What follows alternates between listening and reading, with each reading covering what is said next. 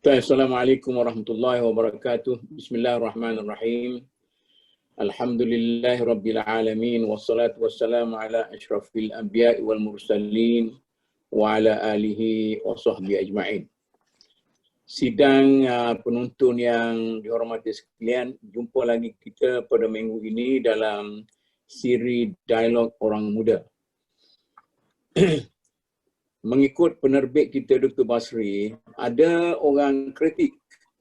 Dia kata ini bukan orang muda, ni orang tua-tua. Jadi saya kata kepada Dr. Basri, tajuk dialog itu mengenai orang muda. Kemudian definisi orang muda itu, saya anggap Dr. Nur Zaitun dengan Dr. Shakir ni orang muda-muda lagi lah. Yang tuanya saya. Tan Sri pun tidaklah tua sangat. Datuk Yusof pun masihlah agak-agak muda. Saya seorang yang tuanya. Jadi sebenarnya kita dalam 6 siri kita telah menggunakan ataupun kita jemput semua orang muda-muda semua. Tapi saya pun berjanji dengan rakan-rakan yang muda kita supaya perbincangan tentang orang muda ini akan disertai oleh orang-orang senior, sebab orang senior perlu memberi nasihat dan pengalaman kepada orang-orang muda. Jadi itulah kita harap akan mendapat perhatian daripada para penonton semua. Dan pada hari ini tajuk forum kita ialah ke arah pembinaan generasi muda yang terpelajar. Saya minta maaf kepada ahli-ahli panel, terutama sekali kepada Tan Sri, kerana kadang-kadang tajuk ni kita ulang tu pasal saya percaya bahawa apabila kita mengulang sesuatu perkara itu, dia barulah orang lekat. Macam Puanku kata, orang Melayu ni dia proses pembelajaran dia slow sikit. Jadi kita kena bagi tahu acap kali. Tapi bagaimanapun tidaklah akan mengulang apa yang telah kita bincangkan sebelum ini. Pada hari ini kita ada 4 ahli panel macam biasa. Yang pertama sekali ialah TS Dr. Nur Zaitun Yahya, seorang pensyarah kanan alam sekitar kejuruteraan kelautan dan informatik Universiti Malaysia Terengganu, dan juga pengurusi Dewan Wanita MDN Terengganu. Selamat datang Dr. Nur. Okay. Kemudian yang kedua Dr. Muhammad Shakir Muhammad Rusdi. Beliau adalah pensyarah kanan ekonomi politik Islam, Pusat Kajian Pengurusan Pembangunan Islam, ISDAT, University Sains Malaysia. Yang ketiga, Datuk Dr. Muhammad Yusof Osman. Ini juga orang yang terkenal ini, mantan profesor di Fakulti Sains dan Teknologi UKM, tapi masih muda. Dan yang keempat, semua orang kenal Tan Sri Datuk Dr. Alimuddin Muhammad Dum, iaitu mantan Ketua Pengarah Pelajaran Malaysia dan Pro-Chancellor kepada Universiti Pendidikan UPSI. Jadi saya ada beberapa persoalan dan mungkin setengahnya ialah soalan yang semacam saya simpulkan daripada perbincangan yang lampau. Soalan pertama ni saya tuju kepada Dr. Nur Zaitun. Lepas satu soalan seorang, saya akan buka kepada semua ahli panel. Jadi kalau boleh kita boleh berbincang dengan secara santai, itu lebih kurang. Ya. Jadi jangan takut orang kata, saya banyak cakap. Kalau banyak cakap, saya yang potong. Dr. Nur Zaitun, saya. Daripada perbincangan yang telah kita adakan sebelum ini, seolah-olah ada satu persetujuan bahawa generasi muda di kalangan umat Islam dan Melayu kita di negara ini sekarang boleh disifatkan sebagai kurang terpelajar kalau nak banding dengan generasi yang sebelum mereka itu. Dan mungkin juga kalau nak bandingkan dengan orang-orang bukan Islam, bukan Melayu dan sebagainya. Sama ada Dr. Zaitun terima atau tidak ini. Sebab kalau mengikut ilmu pendidikan, Tan Sri fahamlah dari segi itu dia pakar dalam bidang itu. Dia kata pendidikan itu bukan sekadar mendapat maklumat, tetapi apabila berasaskan kepada maklumat itu kita mengalami perubahan sikap, itu dia akan dikatakan pendidikan, baru educated. Dan kalau tidak, kita hanya ada maklumat saja. Macam-macam lah para ilmuwan bidang pendidikan. Jadi Dr. Zaitun, apakah betul pandangan ini dan mengapa hal ini terjadi kepada masyarakat kita? Baik Datuk ya. Bismillahirrahmanirrahim. Assalamualaikum warahmatullahi wabarakatuh. Yang saya hormati Profesor Datuk dan juga barisan panel Dr. Muhammad Syakir, Datuk Dr. Muhammad Yusof, Tan Sri Datuk Dr. Alimuddin dan juga moderator kita punya admin Dr. Basri. Jadi tajuk tu nampak terlalu agak mencabar jugalah. Tetapi walaupun saya juga mungkin suka juga saya memperkenalkan diri saya. Saya sebenarnya dalam arena pendidikan ni sudah 34 hampir 34 tahun, sebab saya mulakan berkhidmat pada tahun 1986 di Politeknik Kumar. Politeknik Kumar. Lepas tu saya sudah melalui bidang pendidikan generasi muda untuk mendidik ni Datuk, memang dah berbagai lapisan. Saya dah lalui daripada sekolah, mengajar pada sekolah berpena, politeknik, universiti dan sebagainya. Dan juga pengalaman dalam dan luar negara. Jadi seperti mana yang Datuk sebutkan tadi, mungkin benar, mungkin tidak benar kan. Maknanya tanggapan mengatakan bahawa khususnya kita bercakap pada hari ini anak muda beragama Islam yang dikatakan agak mungkin terbelakang ke dan sebagainya. Tapi walaupun pada saya lah, ya ada mungkin benar mungkin tidak, tetapi kalau kita lihat secara secara umum, tidaklah juga terkebelakang sangat anak Melayu khususnya beragama Islam. Kalau kita tengok di Institut Pengajian Tinggi di dalam luar negara pada hari ini dibandingkan masa lalu, ramai sebenarnya kita panggil talented people. Kita negara telah menghasilkan orang-orang yang bertaraf dunia dan sebagainya. Dan ialah mungkin kalau kita nak melihat mensorot balik ke belakang 20 tahun, 25-30 tahun ke belakang, itu memang perbezaan dari segi kita kata faktor peluang-peluang untuk melanjutkan pelajaran itu sendiri pun tidak seperti hari ini. Di mana kalau satu ketika dulu mungkin bilangan universiti pun sangat terhad sedikit banding dengan pada masa hari ini, dan beasiswa yang ada pada zaman dahulu dan zaman sekarang, dan dunia terbuka, banyak peluang-peluang terbuka dengan dunia pada hari ini, di mana anak muda pada hari ini sangat saya kata sangat bernasib baik. Mereka sebenarnya adalah kumpulan yang sangat bernasib baik. Rasa kalau bandingkan zaman dahulu, saya ingat mak ayah saya dahulu, kakak saya, abang saya yang jauh lebih tua daripada saya melalui suasana yang sangat mencabar Datuk. Mungkin Datuk juga sudah melalui zaman dulu kan. Susah bayarnya untuk belajar, untuk ilmu dulu daripada saya kampung Kuala Kangsar ke Kuala Lumpur tu pun dah sangat jauh.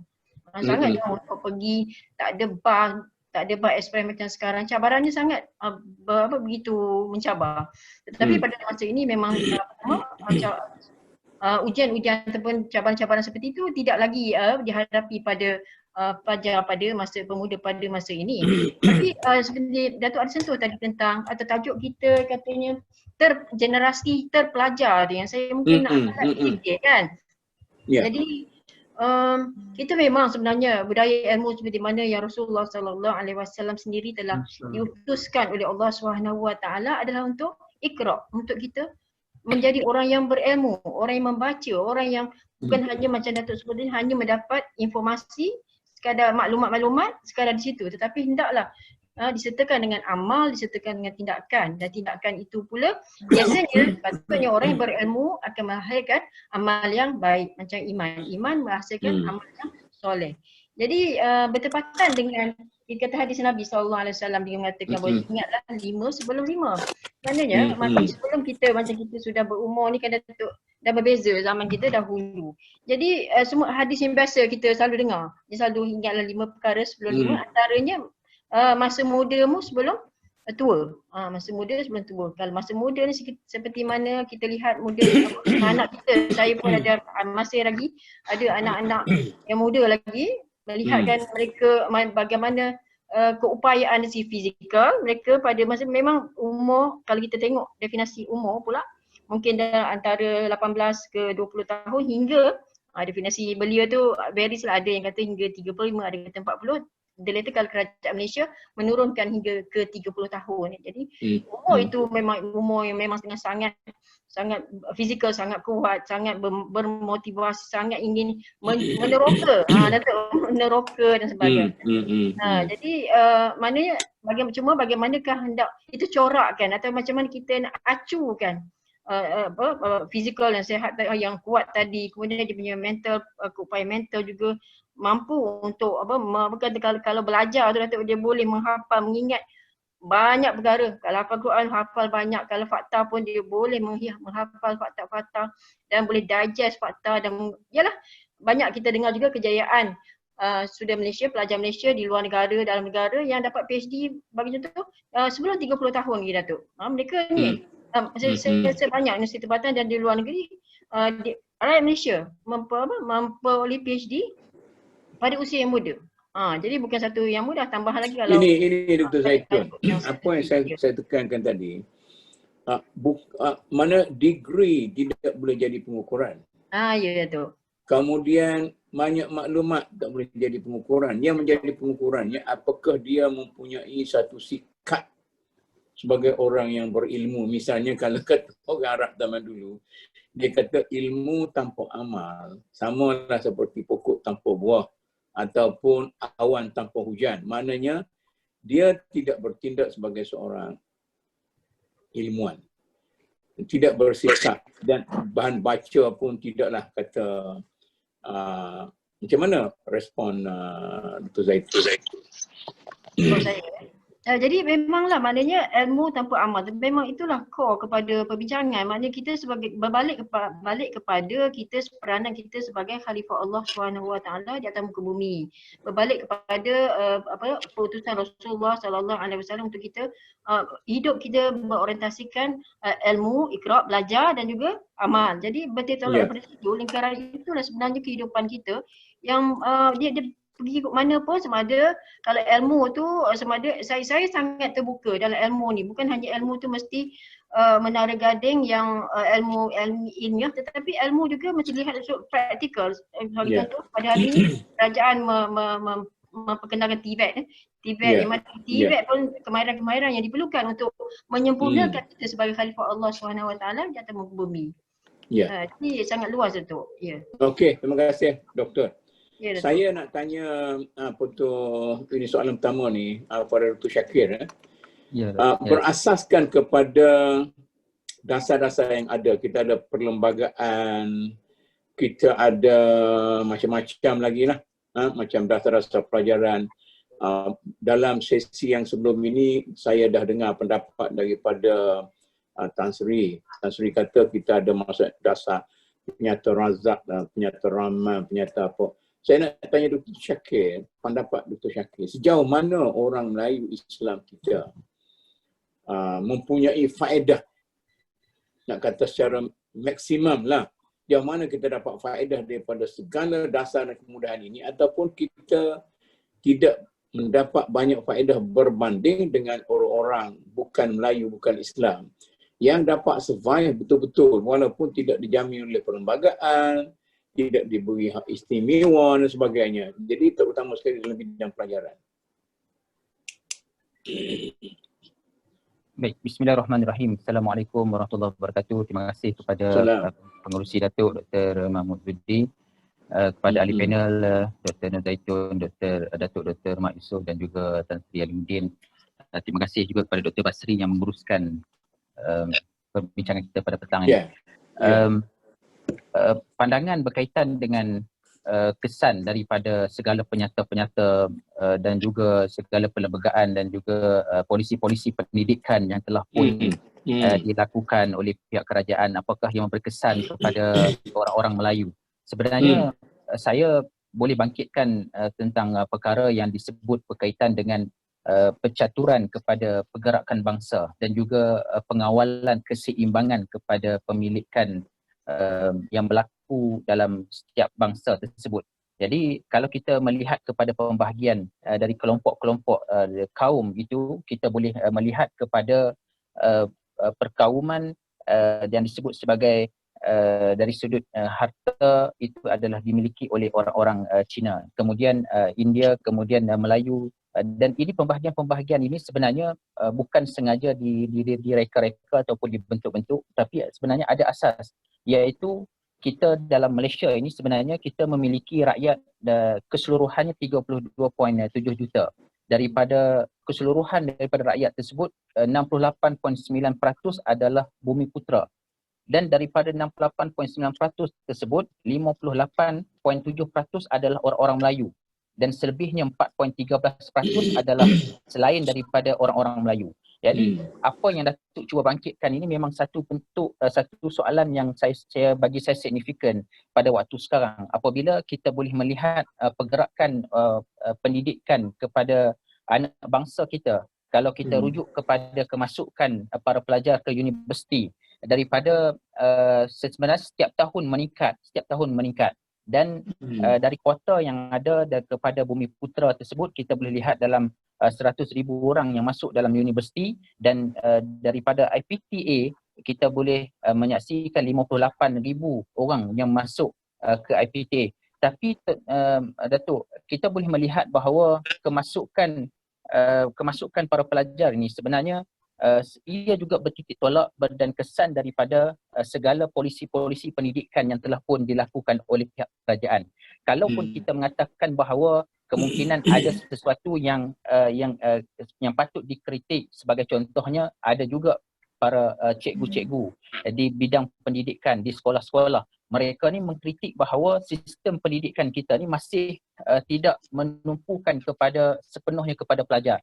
Kerana guru-guru pun diberikan tugas secara pentadbir untuk menguruskan sekolah. Sedangkan kalau kita lihat kepada institusi pendidikan di luar negara, kebanyakan guru-guru mereka tak diberikan tugas pentadbir, tapi mereka terus direct kepada pelajar mereka, dan mereka sangat kenal kepada pendidikan anak-anak murid mereka, sehingga kan background kepada anak-anak murid mereka ataupun pelajar mereka sangat kenal, dan keluarga kepada anak murid pun mereka sangat kenal. Dan bila mereka kenal, mereka recognize kepada pelajar mereka, sehingga kan mereka boleh memberikan ubat yang sewajarnya kepada pelajar tersebut. Saya nak mencela. Ya, baik.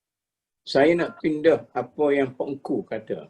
Ya. Dia kata malangnya orang-orang Melayu ini, kalau dia pergi kepada universiti tempatan, dia pilih kursus lembek untuk mudah lulus. Kalau dia pergi ke universiti luar negara, masa itulah pergi Amerika, mereka kata ada yang sampai masuk universiti nasi bungkus pun ada. Itu istilah yang digunakan Pak Engku. Yang mananya orang kita tidak serius dalam memilih subjek-subjek ataupun kursus yang betul-betul berarti. Jadi dia ambil itu sekadar untuk nak dapat lulus. Nak betul. Dapat degree, nak jadi cikgu. Itu. Ya, baik. Saya berpandangan begini, Datuk. Kalau kita hanya melihat kepada pelajar dengan mengambil subjek yang disebut tadi lembek-lembek, yang biasa-biasa tersebut, kita seolah kita hanya menyalahkan pelajar. Tapi sebenarnya pembentukan kepada pelajar itu lahir daripada guru-guru dan juga pendidik-pendidik yang mungkin asal daripada rumahnya dan juga asal daripada persekitarannya. Kalau saya boleh melihat kepada satu kajian yang dibuat oleh Geoffrey Pope. Geoffrey Pope ni dia buat kajian berkaitan dengan biologi komunikasi.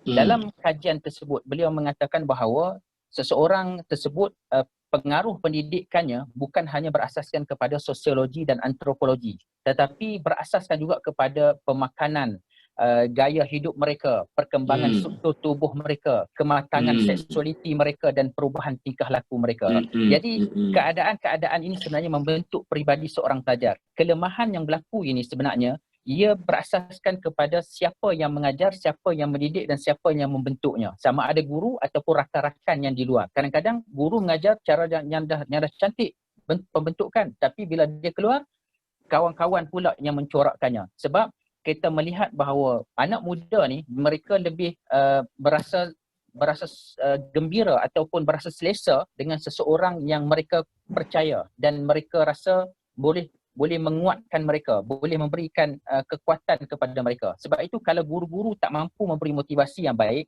tak mampu memberi kekuatan yang baik kepada mereka, termasuklah skill-skill, kemahiran-kemahiran ni bagi saya bukan setakat kemahiran dalam menulis dan sebagainya, tapi kemahiran berkomunikasi, kemahiran mereka berinteraksi, kemahiran mereka mengawal, mengurus psikologi. Jadi ini semua sebenarnya membentuk kepribadian pelajar ketika mereka nak masuk universiti, apa yang patut mereka buat. Sebab ini adalah juga berasaskan kepada keyakinan dan juga kepercayaan diri. Jadi keyakinan dan kepercayaan diri ini hasil daripada biologi komunikasi yang tepat yang dilakukan oleh semua pihak lah untuk membentuk para pelajar baik. Okey. Terima kasih Dr. Shakir. Ya, sama. Saya nak asap sikit lagi, nak pergi kepada Prof. Yusof. Maknanya, kalau saya dengar daripada Dr. Shakir tadi, dia pun tidak berpuas hati dengan prestasi yang ada. Maknanya, kita ada satu dasar pelajaran yang begitu cantik, hebat, ada lagi perlembagaan yang menjamin sekian, Putra lah, Melayu, Islam, sebagainya. Tapi yet, kita masih lagi tidak mencapai tahap yang sepatutnya lebih tinggi daripada apa yang ada sekarang. Jadi saya nak tengok Prof. Yusof ni, dia punya pandangan. Ada kekurangan di sebelah mana ni? Apakah perancangan dasar, orang yang membuat dasar itu, ataupun orang yang melaksanakan dasar, ataupun orang yang penerima dasar itu, rakyat ke, para pentadbir ke, atau orang politik? Bismillahirrahmanirrahim. Assalamualaikum warahmatullahi wabarakatuh. Yang bagi Datuk Muhammad Zuri, ahli panel, Dr. Nur Zaitun, Dr. Shakir dan juga sahabat saya ni, satu base dengan saya, Tan Sri Alimuddin. Saya nak respon dua-dua tadi. Saya rasa sebab perbincangan ini, dia bukan di Malaysia saja. Sebenarnya di luar negara, malah di Jepun, di Amerika pun sekarang ni, orang komen buat sistem pendidikan ni. Saya teringat waktu saya rancak 90-an dulu, saya terbaca buku oleh Stephen Covey. Tapi orang Stephen Covey ni terkenal dengan Seven Habits. Tapi dia ada satu buku dia yang bertajuk In Search of Excellence, menjejaki kecemerlangan ini. Pertama dia disebut, dia kata orang bermaklumat ini belum pasti berilmu. Kalau orang bermaklumat, berilmu, komputer lebih cerdik daripada manusia. Sebab komputer lebih banyak mendapat maklumat. Tetapi orang yang berilmu, dia pasti bermaklumat. Tetapi tak cukup dengan sekadar maklumat ni ada. Dia kena memahami makna maklumat itu. Kalau dalam sains ini, kalau objek yang dilepas, dia jatuh. Kenapa dia jatuh? Jadi memaknai ini termasuk dalam fenomena kita sana. Apa yang berlaku di Palestin, apa yang berlaku di Presiden Amerika sekarang ni, Trump tak mau terima. Apa makna di sebalik belakang itu tak dapat dipahami. Lalu pada tahun 19 pada awal tu ada seorang hamba Allah di India. Nama penuh India itu Sanjit Banker Roy, tapi terkenal dengan Banker Roy. Orangnya masih hidup. Beliau mengkaji tentang pendidikan yang dilahirkan di India dan beliau membuat satu kesimpulan macam mana Datuk Mahmud bimbang, kita semua bimbang ni. Dia sebut, dia kata we are producing literate uneducated. Kita menghasilkan insan yang berliterasi, bermaklumat, tapi tak terdidik sebenarnya.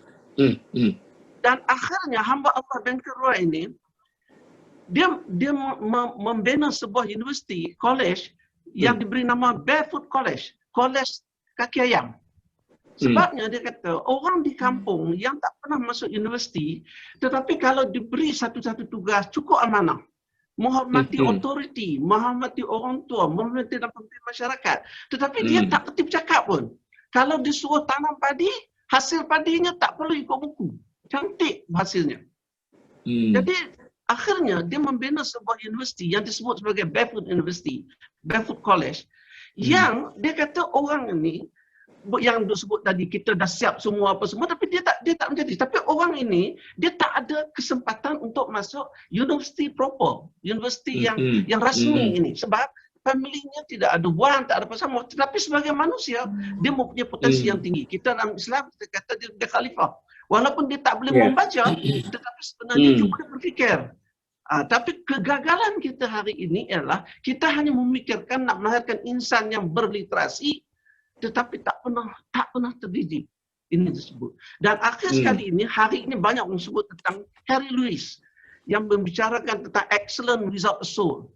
Dan dalam kajiannya mendapati Universiti Harvard, University of Massachusetts dan sebagainya hanya melahirkan insan yang excellent, bagilah dia pegang semua excellent, tapi without a soul.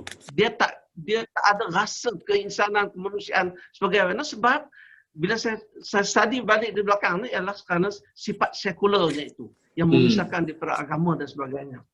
So, dia bukan seorang hamba Allah di sini nak sebut ialah bekas rector, nak chancellor lah, Harvard University, John Hopkins University, namanya Stephen Muller. Kalau sekiranya Banker Roy menyebut tentang literate and educated dan Harry Lewis menyebut tentang excellent without a soul, Stephen Muller menyebut dia kata skill barbarian. Malah bila kita melahirkan skill barbarian ini ataupun disebut excellent without a soul ini, lebih banyak mendatangkan kerosakan kepada manusia dan alam ini daripada mendatangkan kebaikan. Di negara Amerika, di negara Eropah, mereka mempunyai undang-undang yang cukup ketat. Tetapi apabila golongan yang excellent without a soul ni datang ke third world country, mereka inilah exploit orang third country. Sebab itulah sekarang ini berlaku jurang yang tinggi di antara orang-orang negara yang maju, dia terus maju mengeksploit negara yang miskin, menghantar segala sampah-sampah syarat mereka, waste mereka ke negara miskin dan disebut sebagai commodity dan dibeli oleh ahli politik dan juga ahli-ahli yang kita kata korporat yang juga uneducated but literate, berliterasi tinggi. Malah kajian yang disokong oleh Banker Roy dikatakan meletakkan orang yang highly literate seperti medical doctor, lawyer di kampung, akhirnya tanah orang kampung di kebahawan dapat doktor yang mendoakan orang sakit daripada orang tu menjadi manusia sebenarnya. Sebab tugas manusia itu bukan hanya sekadar untuk kepintaran. Kalau kepintaran, generasi Firaun pintar, sebab tu mereka boleh membina piramid. Malah masyarakat di zaman Rasulullah juga hebat-hebat sebenarnya kalau kepintarannya. Tetapi sebab itulah saya rasa pendidikan ini dia dinamik dan dimensinya perlu lebih luas. Bila saya melihat di Malaysia ini, kalau nak diizinkan nak sebut itu, saya rasa kita bukan bermula dengan penyata rasa. Sebenarnya pendidikan kita bermula sebelum kita merdeka lagi. Waktu zaman Islam itu maju, iaitu sebelum 1492, di mana apa yang berlaku di Spain, di mana kita dikalahkan, kawasan rantau Melayu ini juga dikatakan tamadunnya juga hebat. Sebab apa buktinya, masa itulah dikatakan Syekh Honti datang ke sini, 7 kali dia pergi Mekah, 7 kali dia singgah di Melaka. Kenapa dia singgah di Melaka? Sebab Melaka boleh membekalkan makanan untuk dia. Kenapa dia singgah di Melaka? Sebab Melaka ada saudara-saudaranya beragama Islam. Melaka adalah bandar yang cukup hebat dalam abad 15 ke 16.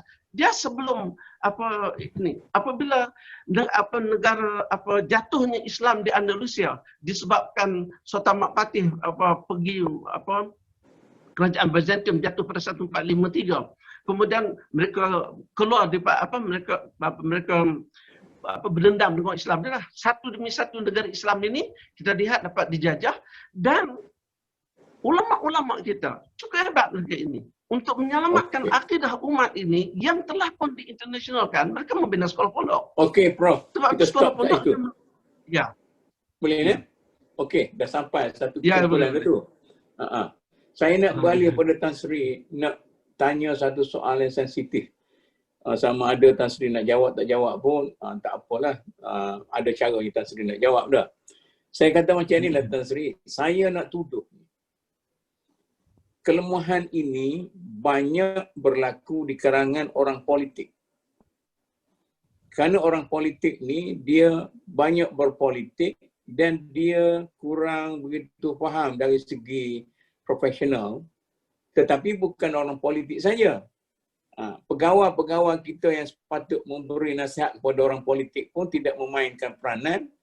Kadang-kadang kita ada sindrom takut kepada orang politik dan seterusnya begitu. Jadi bukan nak tanya itu Tan Sri, itu saya saja. Bolehkah kita cuba pengalaman baru, kita memperbanyakkan golongan profesional dalam kabinet kita? Dulu kita pernah lantik seorang menteri, itu ialah orang akademik bekas naik chancellor.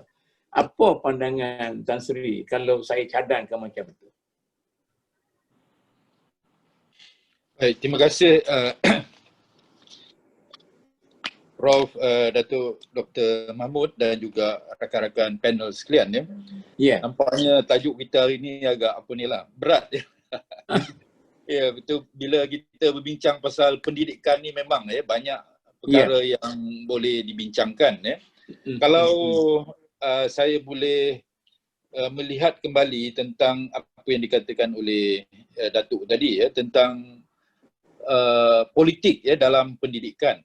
Sebenarnya bagi saya, kita jelas ya, kita ada legislatif, eksekutif dan juga judicial yang berpecah tiga. Memang negara kita ni memang ada demarcation dia, ada sempadan. Jadi dalam pendidikan dia, dalam pentadbiran kita, yang penting itu ialah kabinet ya, eksekutif ni. Eksekutif di mana Perdana Menteri dan juga menteri-menteri termasuk Menteri Pendidikan duduk di dalam jemaah menteri. Dan mereka ni membincangkan setiap minggu ya tentang perkara-perkara yang untuk membawa kebaikan kepada negara kita. Jadi dalam hal ini termasuklah Menteri Pendidikan. Dan Menteri Pendidikan ni pula di bawah dia tu ada macam-macam ya, ada majlis penasihatnya. Ada dia mendapat feedback daripada orang ramai, mendapat feedback daripada pegawai-pegawai kerajaan. Banyak ya sebenarnya perkara-perkara yang perlu difikirkan oleh seorang menteri ya.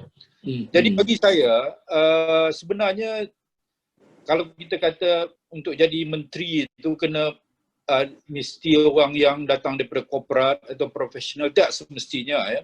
Kerana latar belakang politik itu juga penting. Kita jangan lupa bahawa sejak negara kita merdeka ya, kita telah mengubah dasar pendidikan kita dari masa ke semasa. Dan ini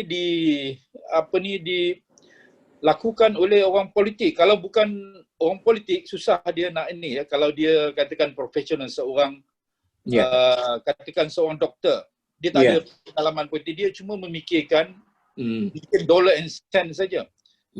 Memikirkan keuntungan-keuntungan. Tetapi pendidikan kita ni mengambil kira daripada sejarah, daripada kaum yang ada di negara kita, dan yang lebih pentingnya dia berkait dengan global ya. Jadi tidak semestinya orang-orang yang penting dalam sebagai menteri itu datang daripada profesional. Tetapi kalau profesional tu juga ada latar belakang politik, itu baiklah, maknanya dia ada dua sekali. Jadi dalam hal pendidikan ni kita jangan lupa kita ada akta kita ya. Jadi banyak orang kata mengapa tak ubah sana, ubah sini, buat itu, buat ini. Tak semudah itu ya. Pegawai-pegawai kerajaan di kementerian dia berpegang kepada Akta Pendidikan 1996. Kita tak boleh lari daripada itu. Apa yang akan dalam akta tu kita kena laksanakan. Kalau kita buat sesuatu yang terkeluar daripada akta, orang boleh challenge kita di mahkamah, dan ini boleh memalukan ya kalau sekiranya mahkamah mengatakan apa yang kita lakukan tu tidak mengikut peraturan. Jadi kita tak boleh sewenang-wenang mengatakan kena buat begini, buat begini. Tidak ya. Pegawai-pegawai kerajaan, terutamanya pegawai di kementerian, dia berpegang kepada akta. Kalau nak ubah boleh, tetapi kena diubah di akta itulah, di parlimen. Mendapat 2/3 daripada sokongan itu, ubah, dibawa ke kabinet, dan kaki tangan kerajaan akan mengikuti apa yang telah diubah. Itulah dia punya aliran ya, tugas di dalam eksekutif ya, ataupun pelaksanaan di dalam dasar-dasar pendidikan kita.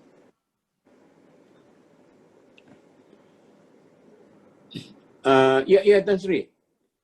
Nampaknya sama ada yang menjadi menteri itu orang politik ke ataupun orang profesional ke, maknanya lebih kuranglah terhenti atas individu tu Begitu Ya, sama saja ya. Sama okey. Sama saja, pada saya sama. kalau orang politik tu ada maklumat tentang profesionalism dalam bidang tu lebih baik. Macam tu juga kalau orang profesional, dia ada background politik, maknanya kena campur banyak-banyak sekali. Saya pun boleh setuju jugalah pandangan Tan Sri itu. Okey, satu round ni, okey. Saya nak masuk round yang kedua ni. Saya nak buka ni. Siapa sebenarnya yang memerintah negara kita ni? Orang politik ke, orang profesional ke, ataupun rakyat ke, tok pengulu ke? Kadang saya dengar orang kata, kalau politik dululah, politik UMNO dulu, politik lain saya tak tahulah.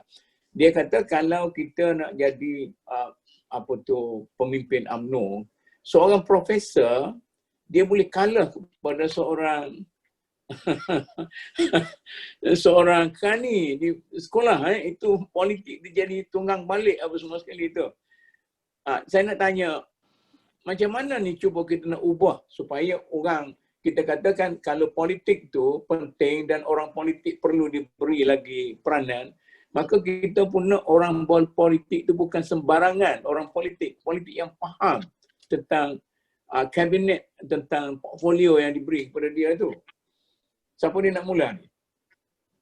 Kalau saya boleh mulakan dulu tu, berkait dengan ini nature dalam politik kita. Kita negara kita berbeza dengan setengah-setengah negara lain, misalnya Indonesia ataupun di Amerika Syarikat, di mana kabinet itu tidak semestinya daripada orang politik. Tapi di dalam sistem pemerintahan kita, dia mesti datang daripada orang politik. Dan dia mesti menang dalam pemilihan parti dan disokong oleh parti, dan dia lah akan ke depan. Dia tak kira sama ada dia mempunyai pendidikan ke latar belakang, itu tak kira, immaterial. Sebenarnya kalau dia mendapat sokongan yang kuat daripada parti, dia akan boleh ke depan.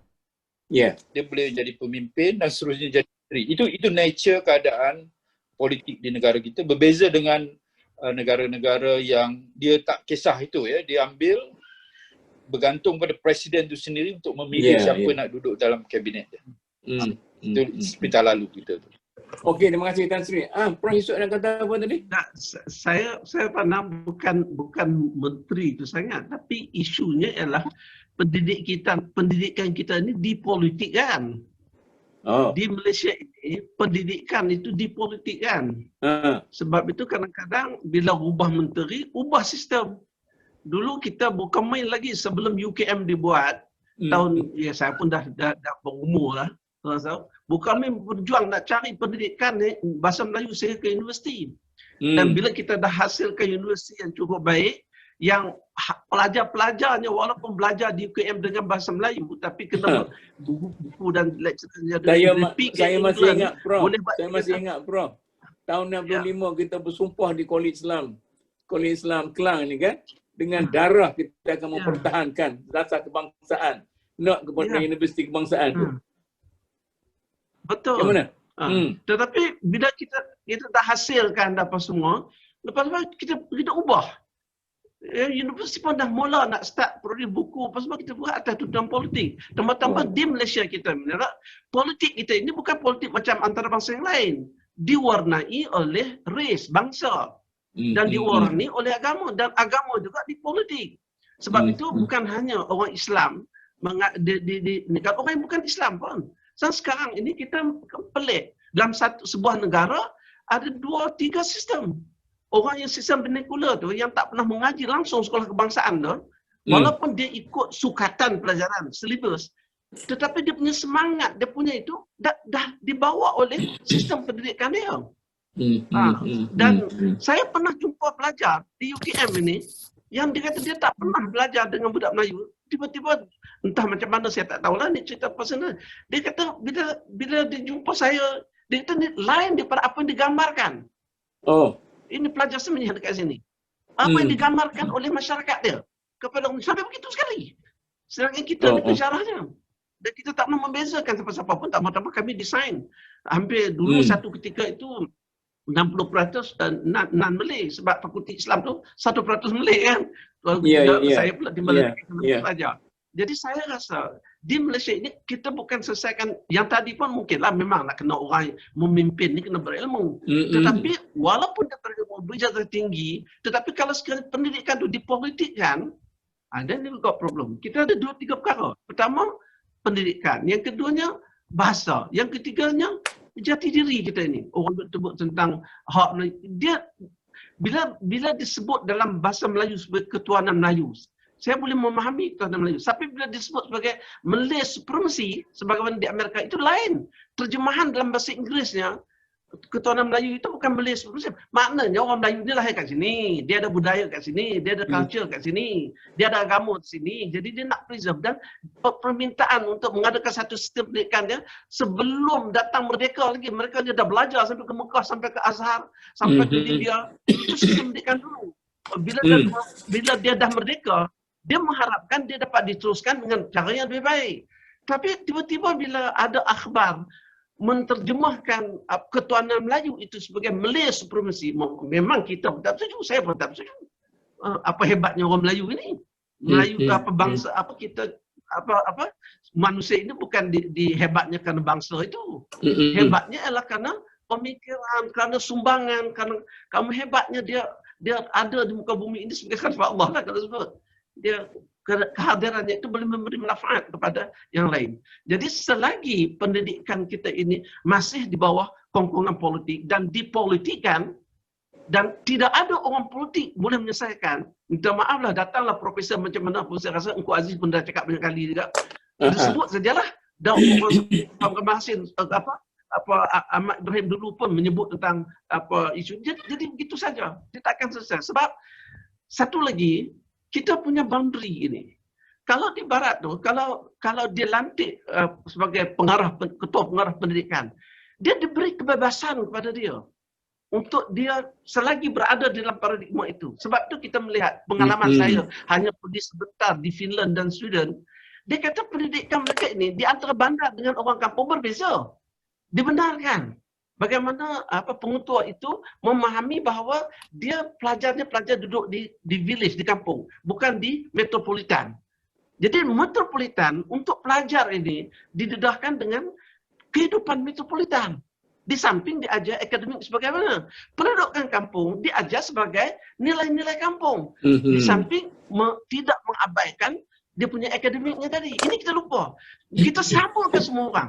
Orang Cina nak belajarkan bahasa Cina, tak salah. Silakan belajar bahasa Mandarin dan sebagainya. Tetapi Malaysia ini negara yang ada bahasa kebangsaannya yang perlu dibangunkan. Bahasa Melayu itu jangan dianggap sebagai bahasa orang Melayu, tetapi dia bahasa kebangsaan. Dan ini pun orang politik tak boleh terang. Maaf. Itulah nak tambah pada. Terima kasih Prof. Ini saya nak minta dua orang yang mewakili orang muda ni. Macam mana dia punya komen? Kita ada Prof Yusof cerita tentang kampung-kampung, kita ada Jack Ma. Kemudian soal dasar kita selalu berubah. Kemudian kita buat perubahan kerana nak dapat undi rakyat. Kemudian para pegawai pula ada sindrom takut pada orang politik. Macam mana semua ni yang dibangkitkan oleh Prof Yusof dan Tan Sri tadi? Datuk, saya bila berforum dengan orang-orang lama yang berpengalaman ni, kita nak mencelah pun tadi risau juga. Yang kata lama, senior. Senior. Ya. Tapi itulah saya cuba untuk melihat dari dua sudut yang agak berbeza tadi, iaitu macam mana seorang yang dilantik menjadi menteri itu adalah dalam kalangan orang-orang politik ataupun daripada kalangan profesional. Sebenarnya kalau kita bincang dari sudut negara teknokrat, sebenarnya salah satu yang kita praktik pada hari ini, saya lihat sebahagiannya telah pun ada, sebab kita dah melantik dari senator-senator yang dari kalangan latar belakangnya adalah berpendidikan dan juga berprofesional dan berpengalaman dari sudut pentadbiran tersebut. Kalau contoh Menteri Kewangan dilantik senatornya, Menteri Agama dari sudut senator di sudut latar belakang agamanya. Jadi di situ sebenarnya kita boleh melihat satu fenomena baru yang boleh menjadikan check and balance kepada orang-orang politik. Walaupun kita tidak melihat kepada sikap negatif pada orang-orang politik dan sebagainya, macam mereka dalam parlimen mereka cuba untuk bawa satu pandangan-pandangan yang agak bertentangan antara satu sama lain, sampai kadang-kadang kami yang orang muda ni tengok seolah apa sebenarnya yang orang politik nak ni, sehingga mereka seolah menjadikan gelanggang di parlimen tersebut. So sekarang ni saya bila melihat keadaan antara orang-orang politik dan orang-orang profesional ni, sebenarnya kalau gabungan itu adalah merupakan antara satu yang sangat baik. Kita tak mau jadi macam sebelum-sebelum ni. Sebagai contohnya, istilah pun boleh berubah ke Kementerian Pendidikan ataupun Kementerian Pelajaran. Hari ini bila fasa kepimpinan ini Kependidikan Kementerian Pendidikan, kemudian ubahlah Kementerian Pelajaran, akhirnya ubah balik kepada Kementerian Pendidikan. Jadi hanya isu istilah tu pun menjadi salah satu daripada benda yang sangat penting. Sedangkan kalaulah kita melihat kepada yang lebih penting daripada pendidikan tersebut, dia tidak perlu kepada sesuatu yang dari sudut istilah dan sebagainya, tapi apa pelaksanaan yang penting yang perlu dilaksanakan, dan apa rungutan yang telah pun dilakukan, dan bagaimana untuk memperbaikinya. Sebab sekarang ni saya melihat seperti disebut oleh Datuk Yusof tadi pun, kita boleh melihat negara-negara luar. Saya sendiri pun masa ketika berada di New Zealand tersebut, saya boleh melihat macam mana pendidikan mereka membentuk anak-anak kecil mereka daripada sekolah rendah. Mereka tak diajar pun untuk beratur, tapi mereka sendiri inisiatif mereka untuk beratur. Dan mereka dari sudut akhlak mereka, saya pernah melawat di sekolah di sana.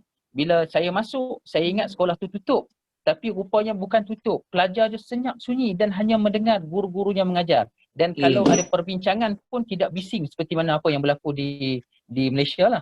Dan kita boleh tengok kalau di Malaysia ada anak murid yang keluar berlari sana sini, tapi di sana mereka boleh didik.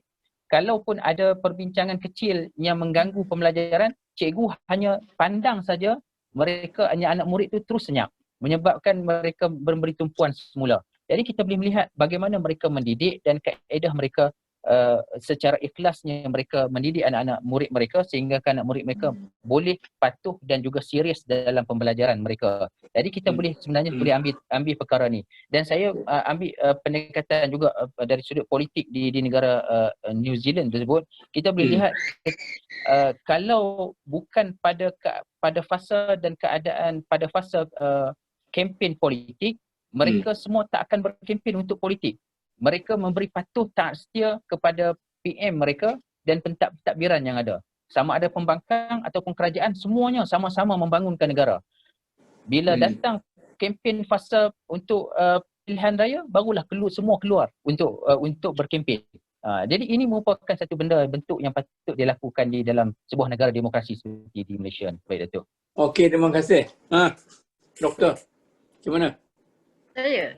Ya, Datuk. Zaitun, tentang politik tadi saya mungkin tidak begitu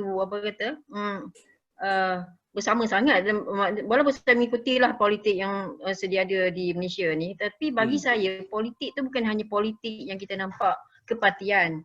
Sebab politik tu dia punya definisi sangat luas. Saya rasa dia melampaui skop yang sangat siasat tinggi, sangat luas. Jadi politik yang ada perlembagaan ini ada sebahagian daripada politik. Jadi sebenarnya sama ada kita suka tak suka, semua kita berpolitik. Semua kita berpolitik. Sama ada politik itu dalam bentuk kepartian ataupun sebagai contoh saya dalam NGO. Saya juga Presiden The Clean Air Society Forum of Malaysia. Dan juga ada terlibat dalam NGO lain juga. Jadi urus takbir dan bagaimana kita membawa organisasi kita kepada masyarakat, menyumbang kepada masyarakat dan sebagainya, itu ada sebahagiannya juga adalah boleh didefinisikan sebagai politik. Jadi berbalik kepada sistem pendidikan tadi, sebenarnya tu isu tentang di negara kita khas ni kan, fokus pada Malaysia. Sebab saya nampak hari ini saya seorang yang akan bercakap tentang wanita, saya rasalah kot. Jadi sedar tak sedar di Malaysia ni kita ada tahun 2020 yang saya dapat statistik mengatakan population negara kita 33.7 juta orang. Ramai Datuk ya kalau banding dengan beberapa tahun yang lalu. Kita 23,000 ni dia bertambah. Jadi pada masa ini 33.7 juta, ramai dah tu. Dan proportion lelaki dan perempuan pun kita kena lihat juga supaya kita fair dalam perbincangan itu. Yang mana nyatakan kalau maklumat yang ada 17.5 juta adalah lelaki. Dan perempuan sedikit sebenarnya, kurang daripada lelaki, iaitu 16.24 juta. Jadi sama dengan anggapan orang agama lah. Jadi orang kata perempuan lebih ramai daripada lelaki, tapi sebenarnya hakikat dari segi statistik begitu Datuk. Jadi dilihat pula dengan daripada jumlah ini sebenarnya kalau kita kaitkan pula dengan kita pelajar untuk melahirkan graduan dan sebagainya, orang yang kita kata intelektual lah. Saya tak kata pelajar tu mesti yang masuk universiti yang berjaya begitu dengan gulung ijazah dan sebagainya, tapi adalah bermaksud pelajar yang bentuk yang luas. Jadi kalau di graduan universiti saja, supaya kalau kita fokuskan tahun ini, kira saya rasa keadaan nampak baik. Muhim melaporkan graduan pada tahun 2018 saja ada 290,000. Ramai tu IPTA, kita ada lebih kurang 20 IPTA ada dan IPTS ada beberapa, banyak juga. 290,000 dia ramai.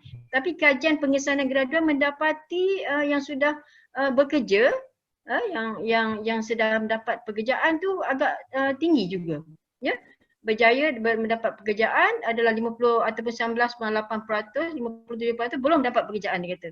Yang lain yang sudah adalah graduan mendapat pekerjaan. Jadi menunjukkan itu mungkin pada masa itu belum COVID, ya. Sekarang masih COVID, keadaan adalah berubah. Jadi bila lihat senario ini, bagaimana kita mengharapkan kerajaan dan sebagainya dan juga Kementerian Pengajian Tinggi dan juga sekolah memang kena mengambil kira faktor, saya pasti mereka mengambil kira faktor komposisi lelaki dan perempuan dan sebagainya. Dan saya nak highlight sini satu Datuk. Saya ada juga berbincang tentang pendidikan. Sebenarnya saya juga adalah with education, walaupun saya engineer tapi saya plus with education. Saya belajar perguruan juga dulu masa di peringkat ijazah. Jadi ada yang mengatakan Datuk, mungkin kita bincang. Contoh kan, katanya pelajar perempuan lebih pandai daripada pelajar lelaki, katanya kan. Di peringkat SPM sebab itu pelajar malam tu semua perempuan, kata ramai perempuan. Yang lelaki-lelaki ni ramainya kurang, tetapi macam mana. Jadi ada yang berkata membuat satu andaian. Dari segi soalan yang digubal, bagi contoh, soalan SPM, set soalan SPM. Dikatakan set soalan itu, soalannya cenderung kepada wanita. Otak kita kan, perempuan lelaki kan lain tu. Ya, betul. Lain. Dia punya, dia lain lah. Soalan dia yang banyak berasaskan kepada ingatan. Tapi mungkin sekarang ni mungkin Datuk Tan Sri mungkin tahu dapat maklumat tentang itu, boleh membantu kot explore perkara ni dari segi maklumat di KPT. Adakah itu juga akhirnya dia terbawa-bawa hingga ramainya SPM tu, ramai yang perempuan yang lebih dapat tinggi, dan hingga bila masuk IPT IPTA dan sebagainya ramainya kata dalam kalau khusus sains teknologi tu 70% atau 60 ke 70% adalah perempuan, yang lelaki-lelaki adalah mungkin 30 ke 35% saja. Jadi mereka ni nanti akan nanti akan masuk ke kerja dan sebagainya. Jadi dia ada social impact pada keseluruhan negara tu sendiri, Datuk. Itu jadi saya nampak. Selain daripada tadi Dr. Syakir bercerita tentang di New Zealand, dan juga saya juga daripada United Kingdom, saya juga di UK saya jadi, selain saya buat PhD, saya jadi volunteer dengan Leeds Education. Jadi volunteer ni petang-petang, itu salah satu cara kita nak menyumbang kepada masyarakat, dan saya nak tahu macam mana sistem education di UK. Jadi volunteer di situ. Tapi jadi volunteer tu memang pelbagai saringan lah perlu dilalui dan sebagainya, sehingga boleh untuk handle students. Jadi budak-budak sekolah rendah, kita berkenalan mereka, membantu mereka yang kececeran atau yang mereka memerlukan bantuan akademik. Jadi bila kita mendalami dan melihat sistem mereka, anak saya pun pergi ke sekolah sangat gembira di sana, dengan boleh kata pergi sekolah tu Datuk tak payah bawa apa. Saya rasa memang tak ada apa bawa. Tidak macam Pak tak payah bawa buku, tak payah beg berkilo-kilo tu memang tak ada. Semuanya ada disediakan di sekolah. Dan saya berpeluang tengok dalam classroom, bagaimana classroom mereka tu, satunya sekolah tak besar lah. Saya ingat sekolah dalam 300-400 orang pelajar satu sekolah. Sebab dia tutup sekolah tu supaya walking distance. Satulah yang Ya. walking distance, boleh jalan, bergerak begitu, tak perlu naik bas. Kalau kita duduk satu tempat, tak dapat nak enroll anak kita ke sekolah itu dan kita terpaksa naik hantar ke sekolah yang jauh, kata 4 km jauh daripada itu, maka council kena menyediakan bas for free. Masalah macam tu dia. Sebab apa dah tu? Sebab kita bayar cukai. Dia kata rakyat bayar cukai, rakyat ada hak education, hak kepada pendidikan, kebajikan dan kesihatan. Saya 3 perkara tu di negara maju dia memang jaga rakyat dia, kesihatan, kebajikan dan pendidikan. Tetapi kesihatan pun pada hari ini saya dengar di UK pun dah tak percuma lagi, dah memang ada kena insurans dan berubahlah Datuk. Jadi itu dinamik perkara-perkara yang kita boleh renung dan kita boleh lihatlah bagaimana yang berlaku di negara kita supaya kita dapat memperbaiki daripada masa ke masa supaya menghasilkan generasi pemuda negara kita yang begitu yang kita harapkan. Ya. Saya nak sambung Dr. Zaitun punya pandangan ni. Maknanya mungkin ada satu elemen yang baru yang kita tak bincang lagi. Maknanya persekitaran yang tidak kondusif yang boleh menyebabkan pelajar kita tu agak bermasalah. Masalah lelaki perempuan tu dulu saya dah cuba di Universiti Malaya ni, saya bawa satu usul, kalah di Senate kerana bertentangan dengan hak asasi manusia. Saya kata kita hak sikit wanita ni ramai sangat. Tak boleh. Sebab ini masalah tadilah. Macam mana saya nak buka lagi kita? Adakah kerana persekitaran yang tidak kondusif, termasuklah soal pegawai yang takut nak memberi nasihat kepada, sebab pegawai ni profesional. Dia tahu, tapi bila kata dia nak bagi tahu menteri kat lain, dia diamlah. Tidak pernah tukar pergi Hulu Kelantan pula. Siapa dia nak mula ni? Tak sekali lagi. Okey. Okey Datuk, saya nak mencelah sikitlah pandangan daripada ahli-ahli panel tadi ya. Ya. Berkait dengan Dr. Nur Zaitun ya. Memang pendidikan di negara kita ni adalah di antara yang terbaik di kalangan negara sedang membangun. Dan pihak UNESCO ya selalu bercakap ya tentang bagaimana kemajuan pendidikan di negara kita, dan dapat kita buktikan dari segi gender ni, lelaki perempuan. Kalau peluang pendidikan tinggi memang terbuka luas kepada kaum wanita, jarang berlaku di negara-negara membangun yang lain. Sebagai contoh ya, kalau kita pergi ke sekolah-sekolah rendah, sekolah menengah di Kuala Lumpur ni, hampir 70%, 80% guru-gurunya perempuan. Dan saya sering melawat beberapa buah sekolah dulu, timbul semacam kegusaran juga di kalangan pentadbir sekolah itu, terutamanya untuk mendapatkan guru-guru disiplin, guru-guru permainan, guru-guru yang yang boleh meninggalkan rumah, bawa pelajar bermalam. Sukar sikit ya, kerana kebanyakan ada wanita yang telah berumah tangga. Jadi ini menggambarkan bahawa pendidikan kita ni memang berada di tahap yang tinggi ya. Berkait dengan Dr. Muhammad Shakir tadi ya, di New Zealand dia bagi contoh, memang pendidikan ni pula kita tak boleh bandingkan negara maju dengan negara sedang membangun. Di kalangan negara-negara membangun kita ni top. Tapi kita masih lagi tidak dapat menandingi negara-negara membangun, terutamanya Finland, New Zealand, UK. Memang tahap pendidikan tinggi kerana dia ada kaitan pula dengan tahap dari segi ekonomi negara, GNP dia dan sebagainya. Kemudian daripada Prof. Dr. Muhammad Yusof tadi, saya nampak saya ada juga perkara yang saya tak bersetuju ni, Abang Datuk. Misalnya dari segi perubahan-perubahan pendidikan ni. Tadi dari awal tadi Prof. Dr. Muhammad Yusof ada kata pendidikan ni adalah dinamik ya. Memang berubah. Apa yang berlaku tahun 60-an tu tak sama tahun 80-an, 80-an tak sama dengan tahun 2020. Sebagai contoh dari segi bahasa ya. Memang awal-awal dulu kita memberi penekanan kepada soal bahasa. Tetapi sebagai negara yang sedang membangun, penguasaan bahasa Inggeris tu perlu ada. Kalau tidak kita ketinggalan ya. Kalau kita masuk ke industri, syarikat-syarikat yang besar, mesyuarat misalnya masih menggunakan bahasa Inggeris. Produk-produk kilang-kilang yang hasilkan tu banyak menggunakan bahasa. Ini kita tak boleh kawal kan pihak swasta. Jadi untuk mengelakkan anak-anak Melayu ni ketinggalan, kita kena imposkan soal bahasa ni supaya tanding dengan anak-anak kaum yang lain. Bukan dari segi kepelbagaian aliran digunakan dalam Akta Pendidikan 1996. Kita ada macam-macam aliran. Aliran kebangsaan, ada aliran Cina, aliran agama, swastanya.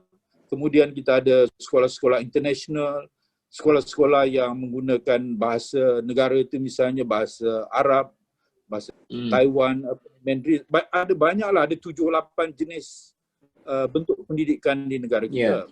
Ini dibenarkan dalam Akta Pendidikan. Jadi kita tak dapat kata dia memang dah berjalan begitu lama dan terpulanglah kepada pihak politik nak mengubah dan juga apa saja yang mereka rasakan perlu.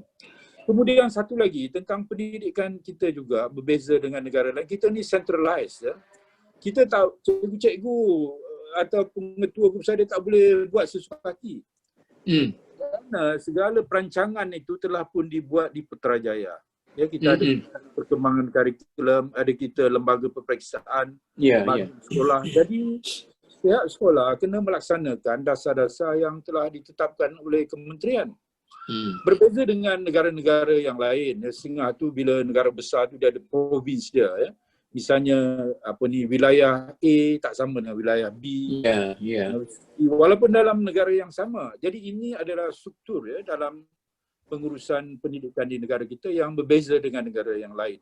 Tapi pada umumnya keadaan pendidikan di negara kita, saya dah banyak melawat negara-negara, khususnya negara sedang membangun, negara-negara jiran.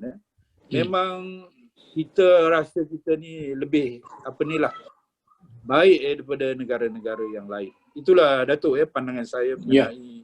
Terima kasih banyak Tan Sri atas maklumat dan penjelasan yang diberikan. Siapa nak sambung? Saya nak betulkan saya tak kata bahasa Inggeris tak penting. Saya tak kata bahasa Inggeris kena diperkasakan. Memang betul. Tetapi bahasa Melayu jangan diabaikan. Jangan kait macam mana kita nak menggunakan bahasa Melayu ini sebagai orang Islam dan Melayu. Kita pun teringin juga nak jadikan bahasa kita sebagai bahasa ilmu. Sehingga kita tak mengabaikan bahasa Inggeris. Dan saya pun tak bimbang bahasa Inggeris sebenarnya. Sebab kalau kita campak siapa-siapa, katalah seorang turis datang daripada Amerika, datang ke Malaysia, anytime sampai ke naik taxi dia ada masalah. Orang tahu bahasa Inggeris, harus kat bahasa Inggeris untuk communication lah. Tapi kemudian yang secara detail lagi kita boleh bincang lah. Sebab meletakkan orang sign untuk mengajar. Saya dari segi penguasaan bahasa kedua, bahasa ketiga ni, saya rasa ada semacam satu kekurangan di kalangan orang-orang muda kita sekarang. Walaupun yang balik pada luar negara misalnya, daripada US, daripada UK, daripada Mesir, daripada negeri-negeri Arab. Dari segi penguasaan bahasa kedua ni, apa lagi kita nak pergi kepada bahasa ketiga. Saya kata nak banding dengan orang dulu. Tak tahulah, rasa lebih baik orang generasi lama daripada yang baru-baru ni. Macam mana